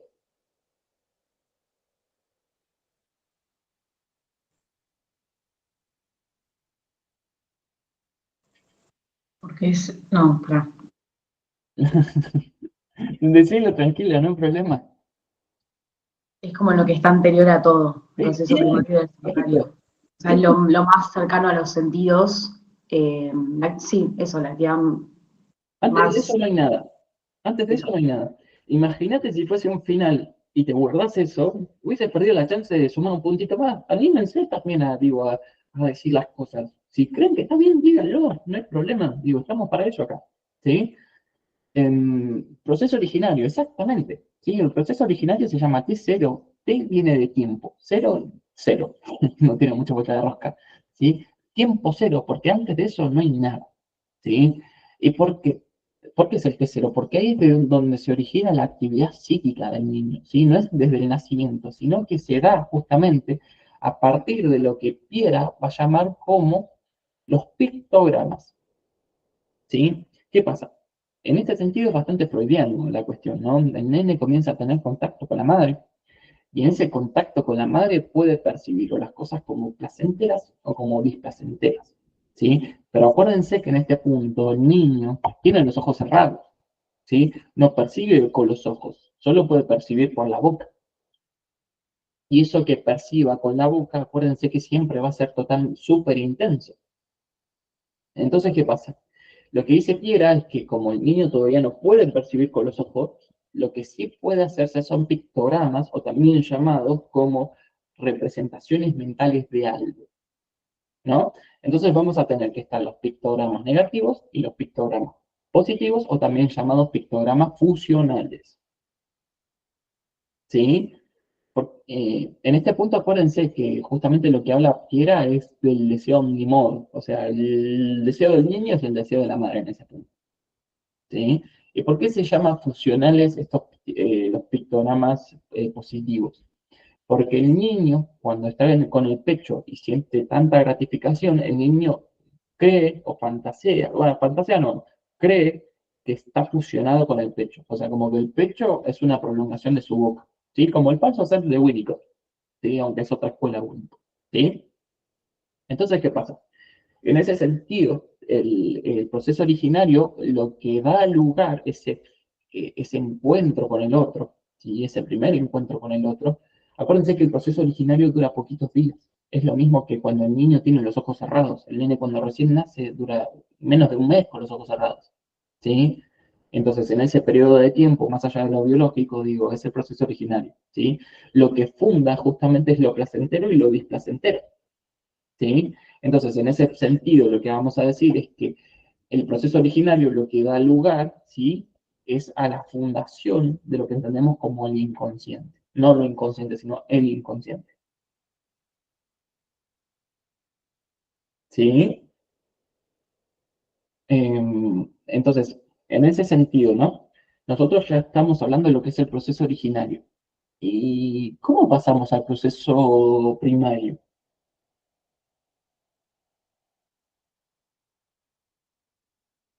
Es igual a Winnicott en ese sentido, Pierre. Introduciendo los tiempos de espera. Podría ser, no sé si lo dice así Piera, pero me parece que Winnicott sí. Los tiempos de espera son de qué? De alimentar con el pecho, digamos. al niño. Eso, el destete, la privación del pecho. Está, o sea, está bien, está muy bien por decirlo tal cual. El destete, se le saca el pecho al nene o se lo comienza a privar del pecho al nene. Y eso, entonces el nene, digo, en ese primer momento, ¿no? La madre está todo el tiempo encima de él y cada vez que necesita algo, ella se lo da. Pero de golpe, che, espera, no se lo da del todo, ¿sí? Porque ahí, de hecho, Piera habla de lo que se llama como la terceridad. Comienza a aparecer un segundo, o en realidad un tercer actor, si se quiere, en toda esta gracia, que de alguna manera lo que hace es reclamar a la función materna, a la portavoz de la cultura. Entonces esa portavoz de la cultura ya no se encuentra tan disponible, ¿sí? Entonces, lógicamente, si no está la portavoz de la cultura siempre, el niño va a exigir gratificación, ¿sí? Pero no lo va a poder hacer por los medios que solía hacerlo, ¿sí? Que era el pecho. Entonces, ¿a qué recurre el niño?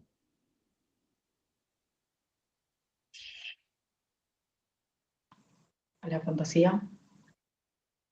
¿La fantasía consciente o la fantasía inconsciente? Inconsciente. No. Consciente, consciente. Ah, casi, ok. Acuérdense que lo consciente es la simbolización, o sea, es la defensa, ¿sí? Lo inconsciente, en cambio, es malo, o sea, es lo que nos quiere hacer destruir de alguna manera, Tienes razón. ¿sí? O sea, las fantasías conscientes, siempre acuérdense que están vinculadas al instinto o a la pulsión de vida. Las fantasías inconscientes están vinculadas a la pulsión de muerte, ¿sí? Es como el uso y la relación de objeto. La relación de objeto vinculado al instinto de muerte y el uso vinculado al instinto o pulsión de vida, ¿sí? Entonces, ¿qué pasa? ¿Qué va a decir Piera justamente ahí, en ese punto? En el niño surge lo que vamos a llamar como la extraterritorialidad. O sea, el niño que comienza a hacer, comienza a fantasear, ¿sí? De que, no sé, te está comiendo un combo de McDonald's. Bueno, no, en realidad no creo que piense eso un nene chiquito. Pero, por ejemplo, podríamos pensar que, no sé, que comienza a tener fantasías de que está con mamá, sin estar necesariamente en el mundo real, entre comillas, con la madre, ¿sí? Pero entonces, ¿qué le permite eso al niño? Comenzar a entender que, por ejemplo, puede obtener satisfacción o pulsionar sin estar al lado del objeto. Entonces el niño comienza a diferenciar lo que es el espacio de su propio cuerpo de lo que es el espacio de la madre, que en ese primer momento, acuérdense que estaba el pictograma funcional, o sea, el niño pensaba en algún punto que era uno con la madre, ¿sí? Entonces, en ese punto, ¿no? Digo, esto de la extraterritorialidad tiene que ver con que el niño comienza a diferenciar su cuerpo del cuerpo de la madre, por ejemplo.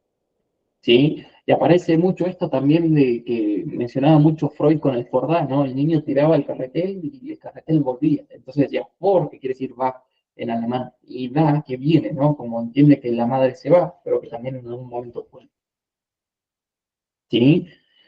Y en ese sentido, vamos a, justamente eso es lo que llamamos como el proceso primario, ¿sí? Que lo que, acuérdense, el proceso originario lo que da lugar es a la capacidad placentera del niño, sentir placer y displacer.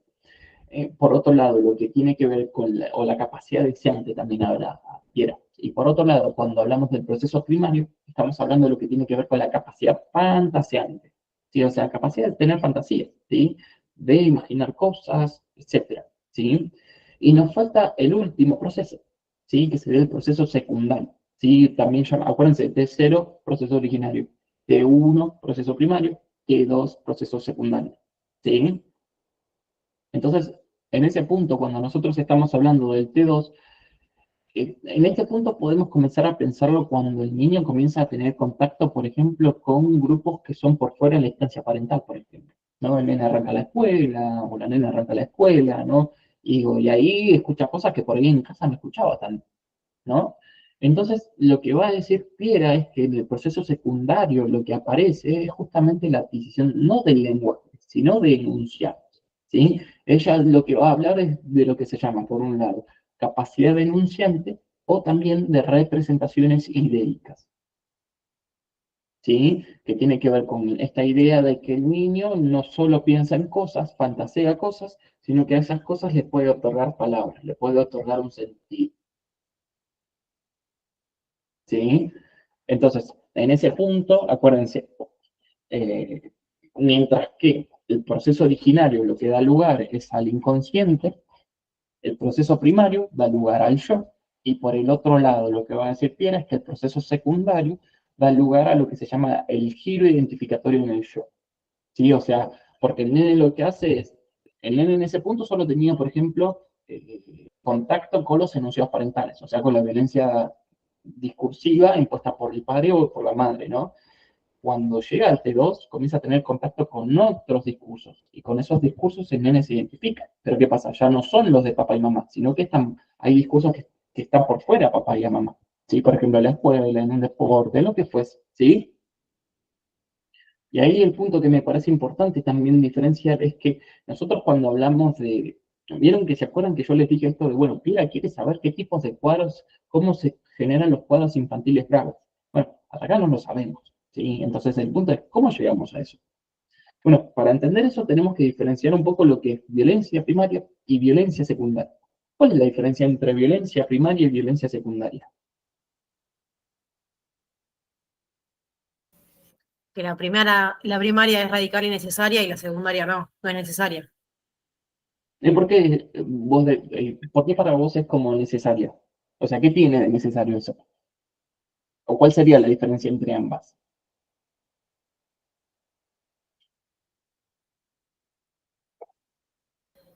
La primaria es necesaria de la función materna para poder internalizar el yo del niño y la secundaria no es necesaria porque ejerce ya una violencia más dirigida hacia el niño, imponer un cuadro de fútbol, imponer ciertas acciones en el pensamiento del niño que ya hay un yo constituido, creo, en ese momento ya.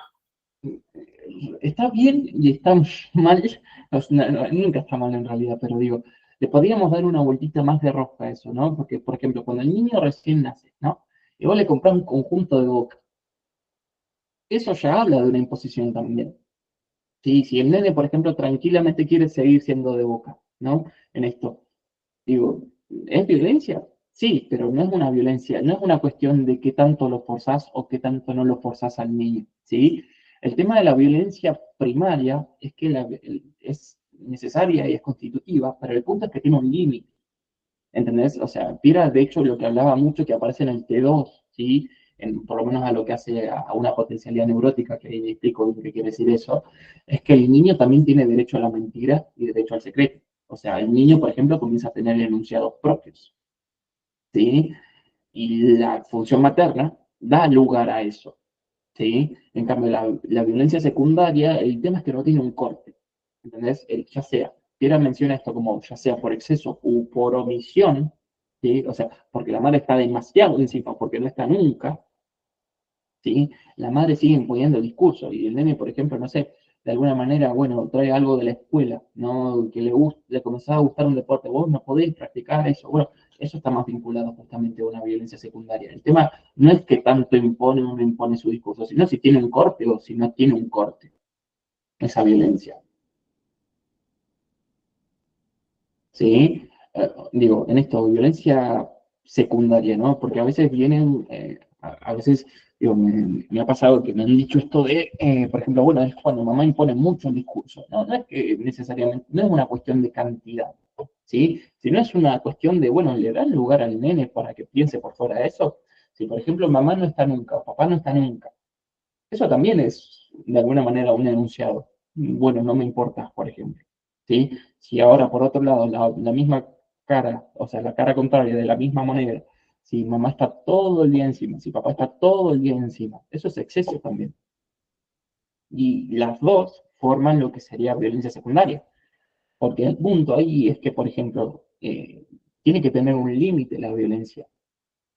¿Sí? Clara Ricciuto. La violencia primaria sirve como soporte identificatorio, pero eso también es necesaria para que venga el yo. Es correcto, pero guarda con eso porque te pueden preguntar tranquilamente qué es la identificación, ¿sí? ¿Por qué es necesaria? ¿Qué quiere decir que venga el yo?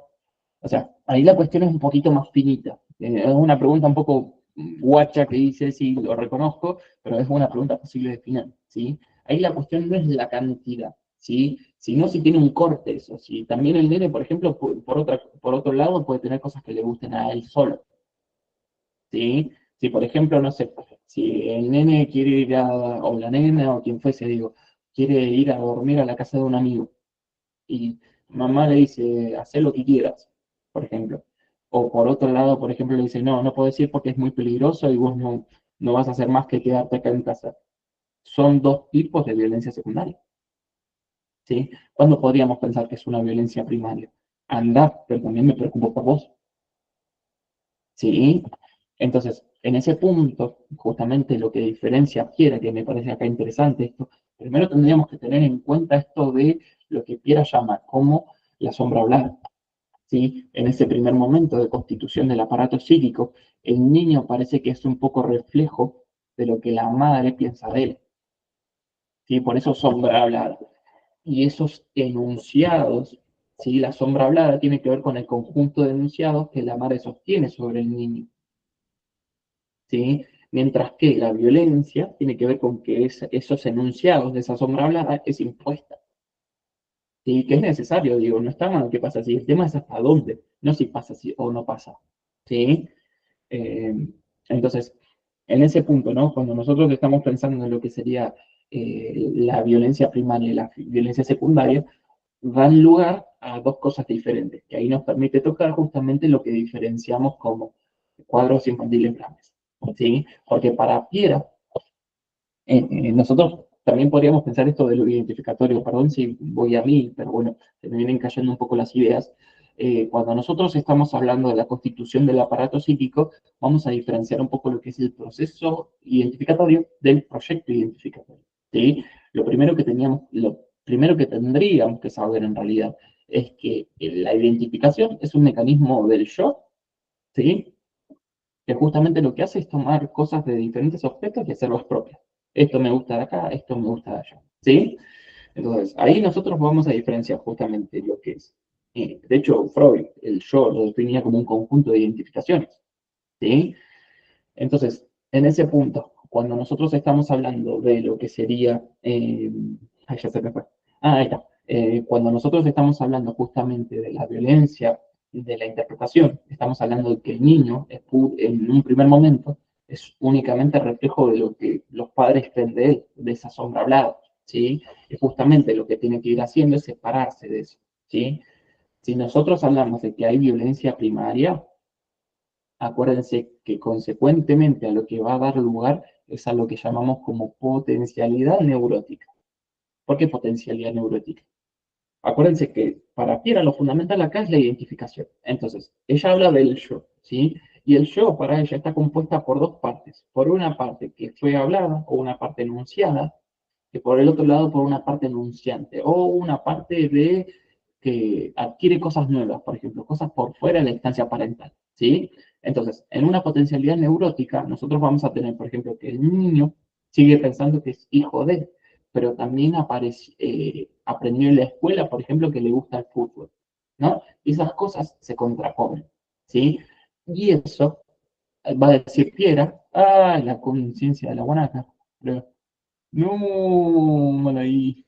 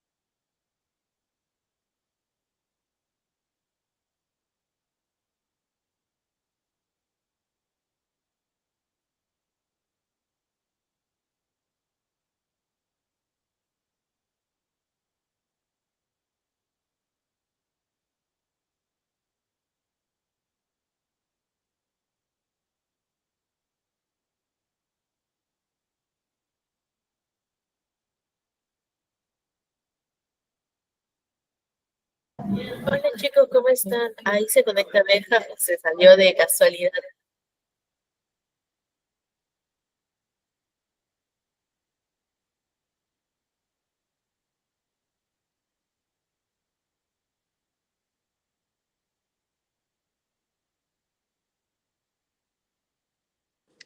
Chicos, ¿me escuchan bien ahí? Perdón la demora, pero se me congeló la pantalla, literalmente.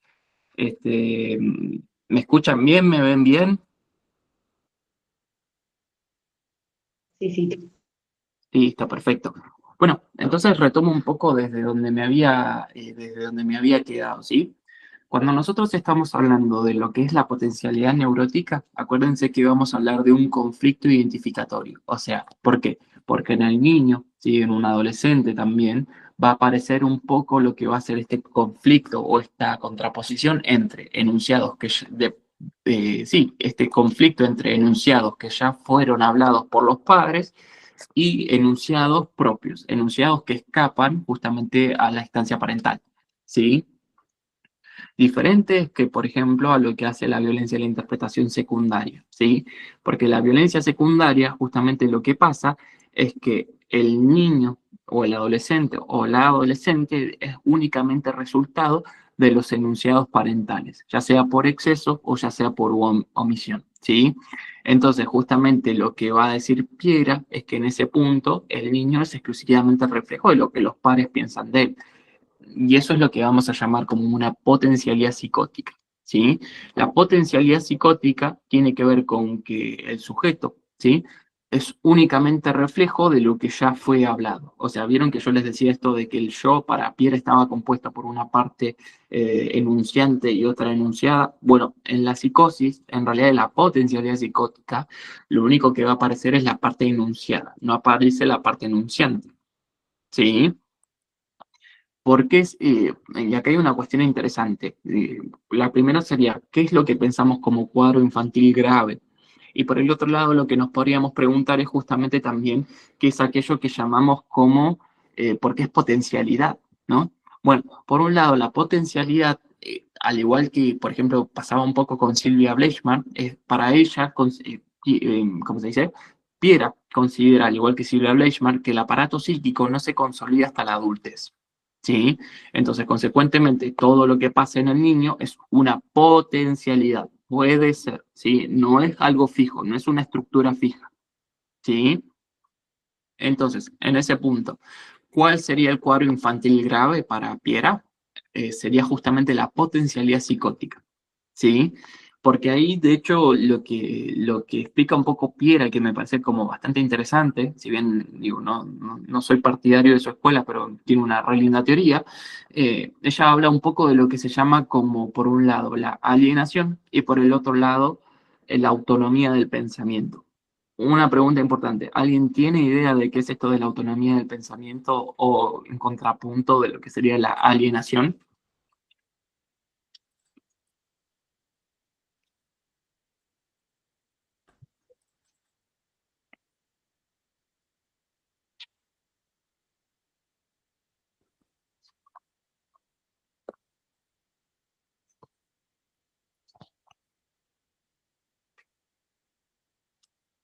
Es bastante similar, de hecho, si lo piensan, a un poco esto el tema de de la parte enunciada y enunciante, como para tirarles un changüí, pero estaría bueno que la respondan, porque no es muy difícil.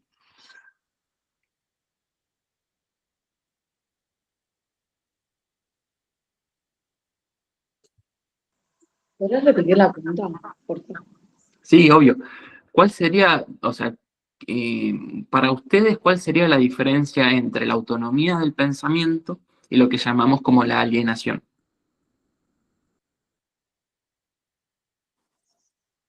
Yo creo que la alienación está más relacionado con estar alineado con el discurso que imponen los otros Eso. y la autonomía del pensamiento como más, bueno, como dice la palabra, ¿no? Pero como tener un pensamiento propio que, que la persona lo puede tener de otros lados que no sean como ese discurso parental o familiar impuesto. Exactamente. Creo que estuvo muy bien explicado, de hecho, Clary. Pero fíjate que, de hecho, la alienación es una manifestación justamente de lo que llamamos como potencialidad psicótica. En cambio, cuando nosotros hablamos de la autonomía del pensamiento, estamos hablando de lo que hace una potencialidad neurótica, ¿sí? ¿Pero por qué? A ver, déjenme un segundo. Ahí está. ¿Me escuchan bien? ¿Me ven bien? Ah, la concha.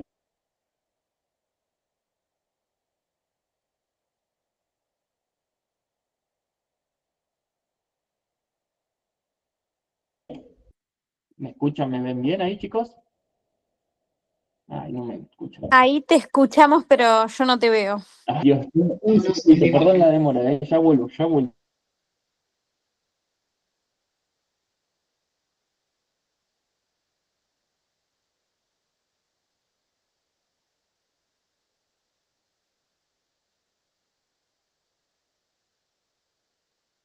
¿Ahí me escuchan? ¿Me ven bien?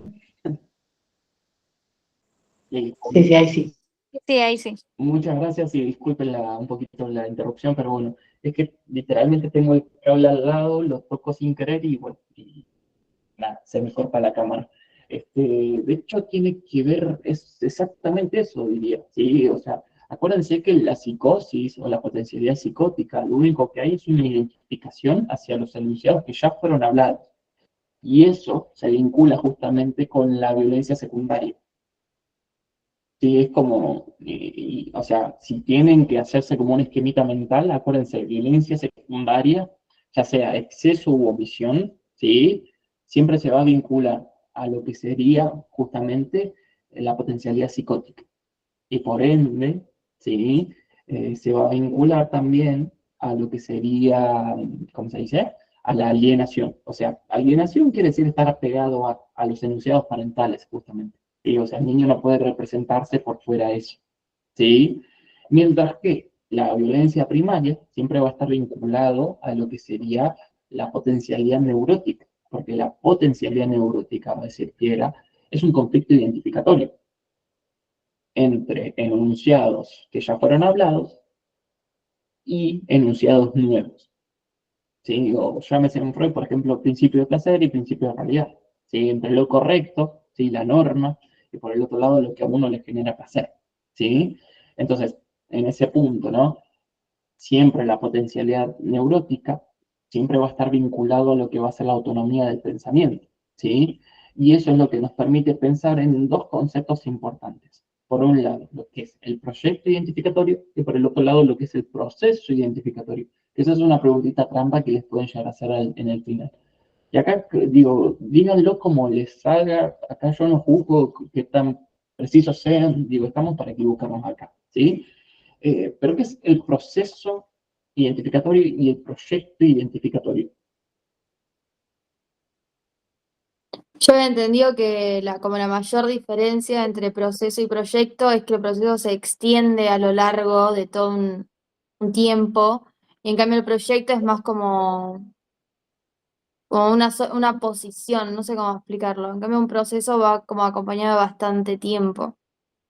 Ya te estás haciendo kleiniano con la de las posiciones, muy bien. Pero, o sea, está bien, pero le podríamos dar una vueltita más de rosca, acuérdense que el yo lo que hace todo el tiempo es tomar identificaciones, toma de objetos, justamente, ¿no? Este me gusta de acá, este me gusta de allá, ¿no? Digo, cuando a veces pasamos mucho tiempo, piénsenlo, por ejemplo, en las personas que, no sé, que se van a un país y pasan mucho tiempo ahí. Y es común, por ejemplo, que desarrollen un poquito el acento, por ejemplo, de ese lugar, por ejemplo, donde se van, ¿no? Eso es identificación, ¿no? Entonces, ¿qué pasa? Nosotros tenemos el proceso identificatorio y el proyecto identificatorio. El proceso identificatorio tiene que ver con que ustedes a lo largo de toda la vida se van a identificar con diferentes cosas. Sí, o sea, pues, en un primer momento, no sé, son enunciados parentales, nada más. En otro momento, bueno, se identifican mucho, por ejemplo, con los enunciados que tienen sus amigos del pueblo, de la escuela, de la ciudad, digo, de donde fuese, ¿no? Y eso es a lo largo de toda la vida, ¿sí? De hecho, lo que dice Piera es que el proyecto identificatorio es el proceso, perdón, el proceso identificatorio es la construcción del yo por el yo, ¿sí? O sea, se da a lo largo de la vida y es como infinito, ¿sí? Y digo, en esto de los enunciados, ¿no? Siempre hay enunciados nuevos. Entonces, ¿qué pasa? Nosotros cuando pensamos en el proceso secundario, a diferencia de otros procesos como el originario y el primario, es como, imagínense, está proceso originario, proceso primario, y después como un vaivén infinito, lo que sería el proceso secundario. Porque no se termina nunca el proceso secundario. Siempre se van a identificar con cosas nuevas. ¿Sí? Entonces, por otro lado, lo que tiene que ver con el proyecto identificatorio y una manera de pensarlo bastante sencilla que tiene que ver con el ideal del yo. O sea, cómo ustedes se ven a futuro, cómo se proyectan. ¿Sí? Entonces, en ese punto de, no sé, si por ejemplo ustedes están todos estudiando psicología, bueno, eso es porque a futuro se ven como psicoanalistas, como TCC, digo, indistinto, lo que les guste, ¿sí? Pero en algún punto quieren ser psicólogos. Eso es proyecto, lo que ven a futuro. ¿Sí? Mientras que el proceso quiere decir que a lo largo de toda la vida se van a tener que identificar con alguien, ¿sí? Ahora, la pregunta del millón es, ¿qué es la identificación? Acuérdense, porque, digo, si ustedes explican Piera y les preguntan, bueno, ¿qué es la identificación? Es tomar un rasgo, es tomar una característica del objeto y hacerla propia, ¿sí? O en el sentido de Piera, bueno, más centrado en lo que hace el lenguaje, ¿sí? Entiéndanme que yo tengo más orientación cliniana que otra cosa, pero en Piera, ¿no? Digo, tiene que ver con esto de ciertos enunciados escuchados, que se escuchan, ¿sí? O sea, por ejemplo, lo que dice papá, lo que dice mamá, lo que dicen amigos, lo que dicen amigas, etcétera, tomarlo y hacerlo propio. Yo soy esto, ¿no? Yo soy de este lugar, por ejemplo. Eso es una identificación, ¿sí? Por ejemplo, cuando ustedes dicen, no sé, me llamo Pepito, ser Pepito es una identificación, ¿sí? Que la sostienen a lo largo de la vida, ¿sí? Por ejemplo, en la psicosis a veces no está esa identificación, ¿sí? Porque, por ejemplo, no sé, pasaba mucho, por ejemplo, en la época de Winnicott, de Klein, que los padres de grupos familiares de niños, por ejemplo, fallecían. Entonces ni siquiera desarrollaban un nombre, no desarrollaban una identidad. Y eso tiene que ver con la potencialidad psicótica, ¿no? Esto de la omisión, o sea, de no estar nunca, por ejemplo. Ahora, en cambio, si está todo el día encima, papá o mamá o quien fuese, ¿sí? Y el nene siente que no puede hacer nada sin él, el nene se identifica con eso, ¿sí? Y eso es violencia secundaria también, ¿sí?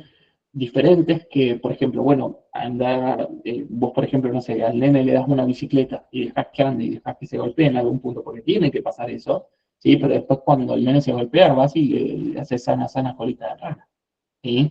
Y eso el niño entiende que también tiene espacio para equivocarse, en ese sentido. Tiene espacio para tener secretos, tiene espacio para también la mentira.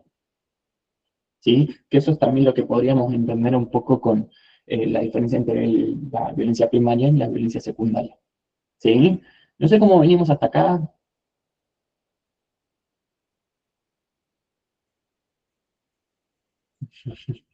Bien. Bien, buenísimo. ¿Alguna pregunta más? ¿Alguna consulta? ¿Algún autor en particular? Quería consultar por la planche, más que nada. Lo tengo medio por el aire estudiado, pero, o sea, para el final, ponele qué puntos importantes tengo que tocar de la planche, en caso de que pregunten. Un poco es tener en cuenta esto, quizás una de las nociones más importantes de la plancha es un poco la diferencia entre el desarrollo y la estructura. ¿Sí? Me parece como lo más rico de su obra y también lo que se llama como el niño originario, justamente también, ¿no? Porque hace como un poco esta diferenciación entre lo que hace el psicoanálisis y lo que hace a la psicología del desarrollo, ¿sí? O sea, acuérdense que siempre él era discípulo de Lacan, entonces tiene como esta cuestión de, o sea, el psicoanálisis como depende del caso a caso, o sea, no se puede, a ver cómo lo puedo explicar de alguna manera, no se pueden establecer fases fijas, por ejemplo, en el desarrollo del niño en el psicoanálisis, porque cada persona es singular, y por el otro lado la psicología del desarrollo, que lo que hace también justamente es de alguna manera buscar leyes universales para el desarrollo del niño. Entonces, ¿qué pasa? Bueno, el niño cuando recién nace tiene el reflejo de ojo de muñeca, tiene, no sé, el reflejo de aprehensión, etcétera, etcétera, reflejo tónico cervical, etcétera, ¿no? Eso es psicología del desarrollo. Entonces, ¿cuál es el punto ahí? Cuando la planche lo que dice justamente es que ¿cuál es el objeto del estudio del psicoanálisis a diferencia, por ejemplo, de la psicología del desarrollo? Es el inconsciente. ¿Sí? Entonces, como de alguna manera lo que trata de explicar la planche mediante eso es la diferencia entre lo que entendemos como la estructura a diferencia del desarrollo. ¿Sí? Cuando nosotros estamos hablando del desarrollo, estamos hablando justamente de esto de una teoría que lo que busca es englobar momentos, si se quiere, universales en la vida de todo sujeto, ¿no? Entonces, por ejemplo, en el nene, bueno, de los 15 a los 18 meses es esperable que comience a gatear. Bueno, gatear no, en realidad es a caminar, ¿sí? Mientras que a lo que hace a la estructura, ¿sí? La estructura del lenguaje tiene que ver con que cada persona de alguna manera adquiere el lenguaje de manera diferente y lo simboliza de manera diferente, ¿sí? Entonces justamente es como hace un poquito esa distinción entre lo que sería justamente el psicoanálisis y lo que hace la psicología del desarrollo, ¿sí? Que era como un poco esta diferencia entre las fases, ponerle, y lo que sería las posiciones en Klein, ¿no? Las posiciones, bueno, son móviles y se andan a lo largo de toda la vida y las fases son como siempre fijas, ¿no? Y de hecho la planche un poco lo criticaba a Freud con esto de que Freud era como determinista para la planche. ¿Sí? Porque Freud era neurólogo, él no era filósofo, digo, no era un poeta, era neurólogo. Entonces él como que lo que le criticaba a Laplanche es como que siempre todo había una cuestión, eh, lo vinculaba como a una cuestión, ¿cómo se dice? Más vinculada a lo biológico, ¿no? La psicología del desarrollo es lo que toma como psicología, exactamente. Por eso hace esa oposición entre estructura y desarrollo, ¿sí? Y ahora volviendo a esta cuestión, ¿no? ¿Qué es lo que le critica la planche a Freud de alguna manera? O por lo menos digo, no está del todo de acuerdo, no sé si lo critica o no. Que para Freud siempre como, fíjense que hay una cuestión ahí, hay fases, ¿sí? Que todos de alguna manera repetimos, está el complejo de Edipo como algo universal, y entonces, ¿qué pasa? El pasaje de las diferentes fases siempre tiene que ver con un hito biológico. O sea, la vivencia mítica de satisfacción tiene que ver con el encuentro con el pecho. Por ejemplo, cuando aparece el dique anímico y la castración, ¿sí? Tiene que ver cuando el niño llega a la pubertad. Y, por ejemplo, cuando el niño o el sujeto llega a la madurez sexual de alguna manera, unifica ese cuerpo pulsional, es en la adultez. Entonces, eso es lo que le critica justamente un poco la Planche a Freud, aunque bueno, son interpretaciones de vuelta. Pero tiene que ver un poquito con eso. No sé si lo expliqué bien, es un poco acotado en función de también el tiempo que tenemos, pero bueno, es un poco un panorama general de lo que trata de tocar la Planche.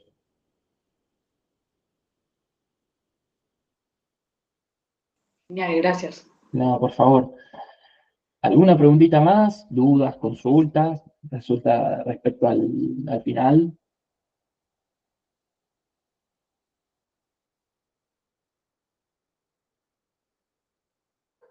¿Sí? Benja, yo quería, perdón, preguntarte si recomendabas llevar un tema armado como para arrancar o cómo se manejan con eso en la cátedra. Mira, en ese sentido no creo que sea, o sea, siempre, a ver, tip para final, o por lo menos yo siempre lo enfoqué así. Eh, en reglas generales, si les gustan más algunos temas que otros, está bien que vayan, o sea, le den más prioridad a eso que, por ejemplo, a estudiarse todo el programa en general, porque siempre algo queda por fuera del programa en general, ¿sí? Digo, todos nos olvidamos de las cosas, ¿sí? Yo no, digo, a ver, por ejemplo, no sé, Wallon, bueno, sí, todo en algún punto nos podemos olvidar de Wallon, por ejemplo, Francescato, Button, digo, ahí la cuestión es si van a hacer un recorte, tienen que tener en cuenta dos cosas. La primera es que ese recorte que hagan lo tienen que saber de pe a pa. Ahora, en Evo 1 no es tanto una materia que suele llevar, no es una materia que suelen preparar temas, ¿sí? Lo cual no quita que, por ejemplo, estaría bueno que, por ejemplo, si ustedes se sienten cómodos o cómodas con ciertos tipos de autores, digan, antes de comenzar, me gustaría arrancar por este autor, como una breve introducción, no sé si, por ejemplo, se sienten cómodos hablando de Freud, bueno, hagan una introducción de Freud sobre lo que es el psicoanálisis, sobre lo que él propone, y después ahí, por ejemplo, pueden diferenciar, no sé, por ejemplo, con escuela inglesa, Melanie Klein, Winnicott, escuela francesa, Pierre Ligné, o, por ejemplo, no sé, Silvio Leishman, ¿sí? Y por otro lado, si van a preparar un tema, mi consejo personal, y digo, es mi elección, en general está bueno que digan que les interesaron ciertos temas, pero que no revelen todas las cartas. O sea, ¿preparaste el tema? No, pero hay ciertos puntos que me gustaría tocar en esta charla. Como para que quede un poquito más distendido y no revelen todo de movida, ¿sí? Porque el tema es que, por ejemplo, cuando vienen con un tema súper estructurado, a veces lo que se tiende a hacer, o por lo menos yo como profesor lo enfoco así, es que también le preguntas por fuera el tema para ver si estudió solo eso o estudió el resto también. Sí, por eso esto de, bueno, ¿preparaste tema? No, pero hay puntos del programa que me gustaría arrancar, por ejemplo. No sé si es lo más políticamente correcto que se puede responder, pero bueno, es una elección, digo, decirlo. Bien, muchas gracias. No, por favor. A mí me va a tomar Ariel y me ha dicho que no pide preparar un tema. Direcciona las preguntas en base a un orden del programa de la materia. Es que en eso, Sami, hay como autores, che. Hay profesores y hay profesores. Hay profesores que a veces les piden que vayan con un programa y hay otros que entiendo que no. O sea, como bueno, hay algún autor que te gusta arrancar. Digo, es como los profesores que te preguntan, te ponen la nota y después te preguntan, no sé, ¿sentís que estás conforme con tu nota? Y hay otros que no te lo preguntan, hay otros que te ponen la nota, felicidades, o en la casa, y bueno, ¿sí? O sea, que plantea como es la crítica de constitución del objeto, que se basa bajo la sombra del psicoanálisis freudiano. Sí, en muy resumidas cuentas, lo que dijiste arriba, sí. ¿Eh? Porque los lacanianos ahí tienen como una reinterpretación de Freud, como que de Freud de la segunda tópica como que se desvió del psicoanálisis y si quieren volver como al primer momento del psicoanálisis, los lacanianos, que era la primera tópica, y bueno, tiene toda una cuestión histórica eso del psicoanálisis francés. ¿Sí? ¿Alguna pregunta más? ¿Alguna consulta? ¿Les conviene hacer lo más fácil que se les ocurra? Pregúntenlo porque les sirve.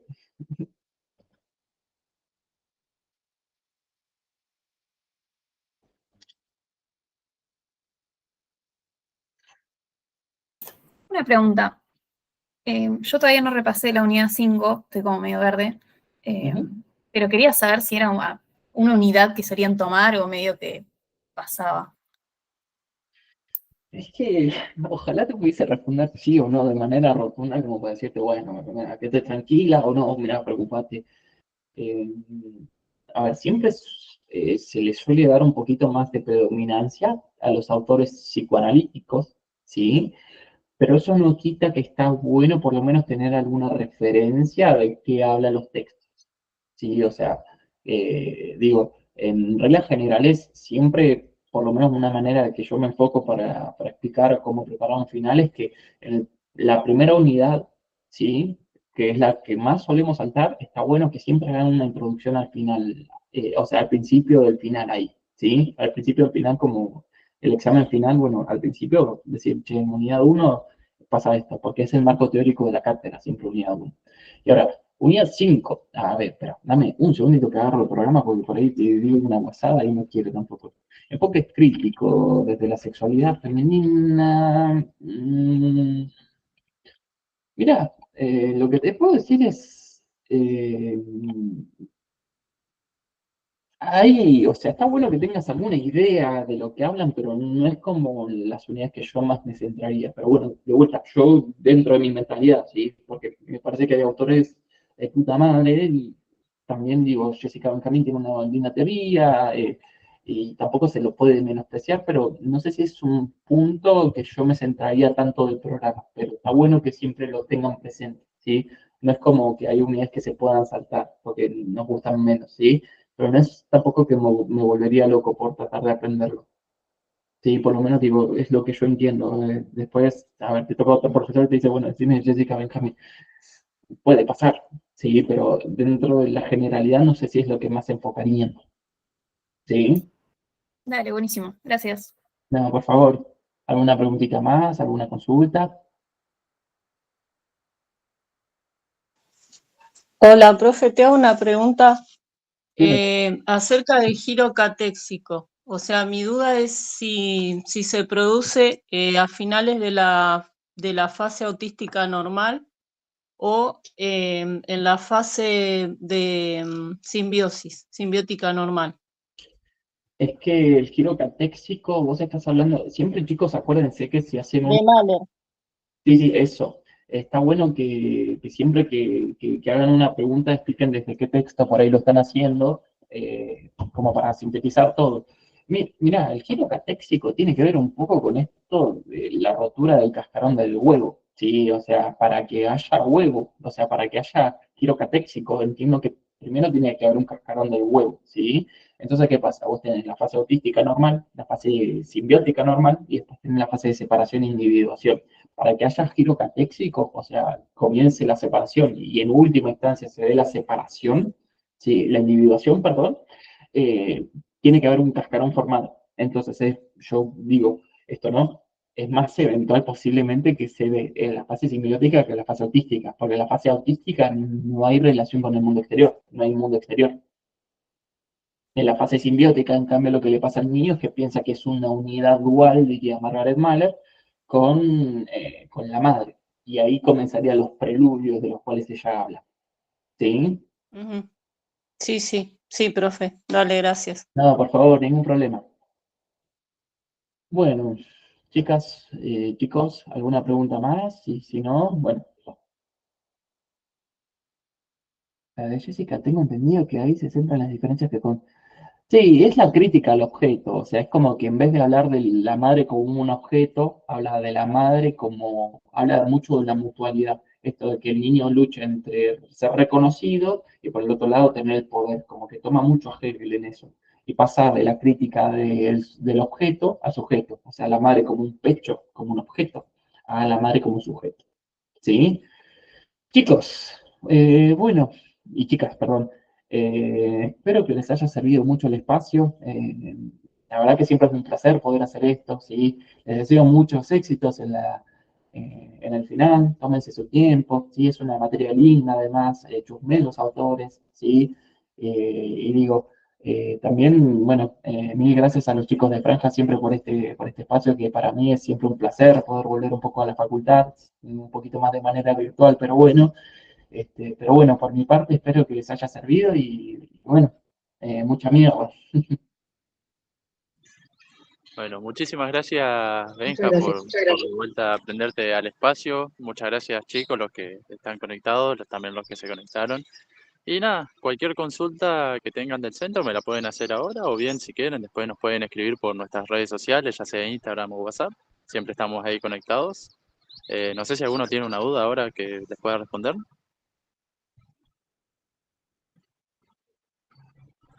Bueno, nada, igualmente, Bueno, como les digo, cualquier cosita me escriben. Y bueno, y nuevamente, muchas gracias, Ben. Súper a entretenido. vos también, Guille. Listo, muchísimas gracias. Bueno, chicos, nos vemos, ¿eh? Muchas gracias. Nos vemos. Chao, hasta Éxito. luego. Tengan linda tarde.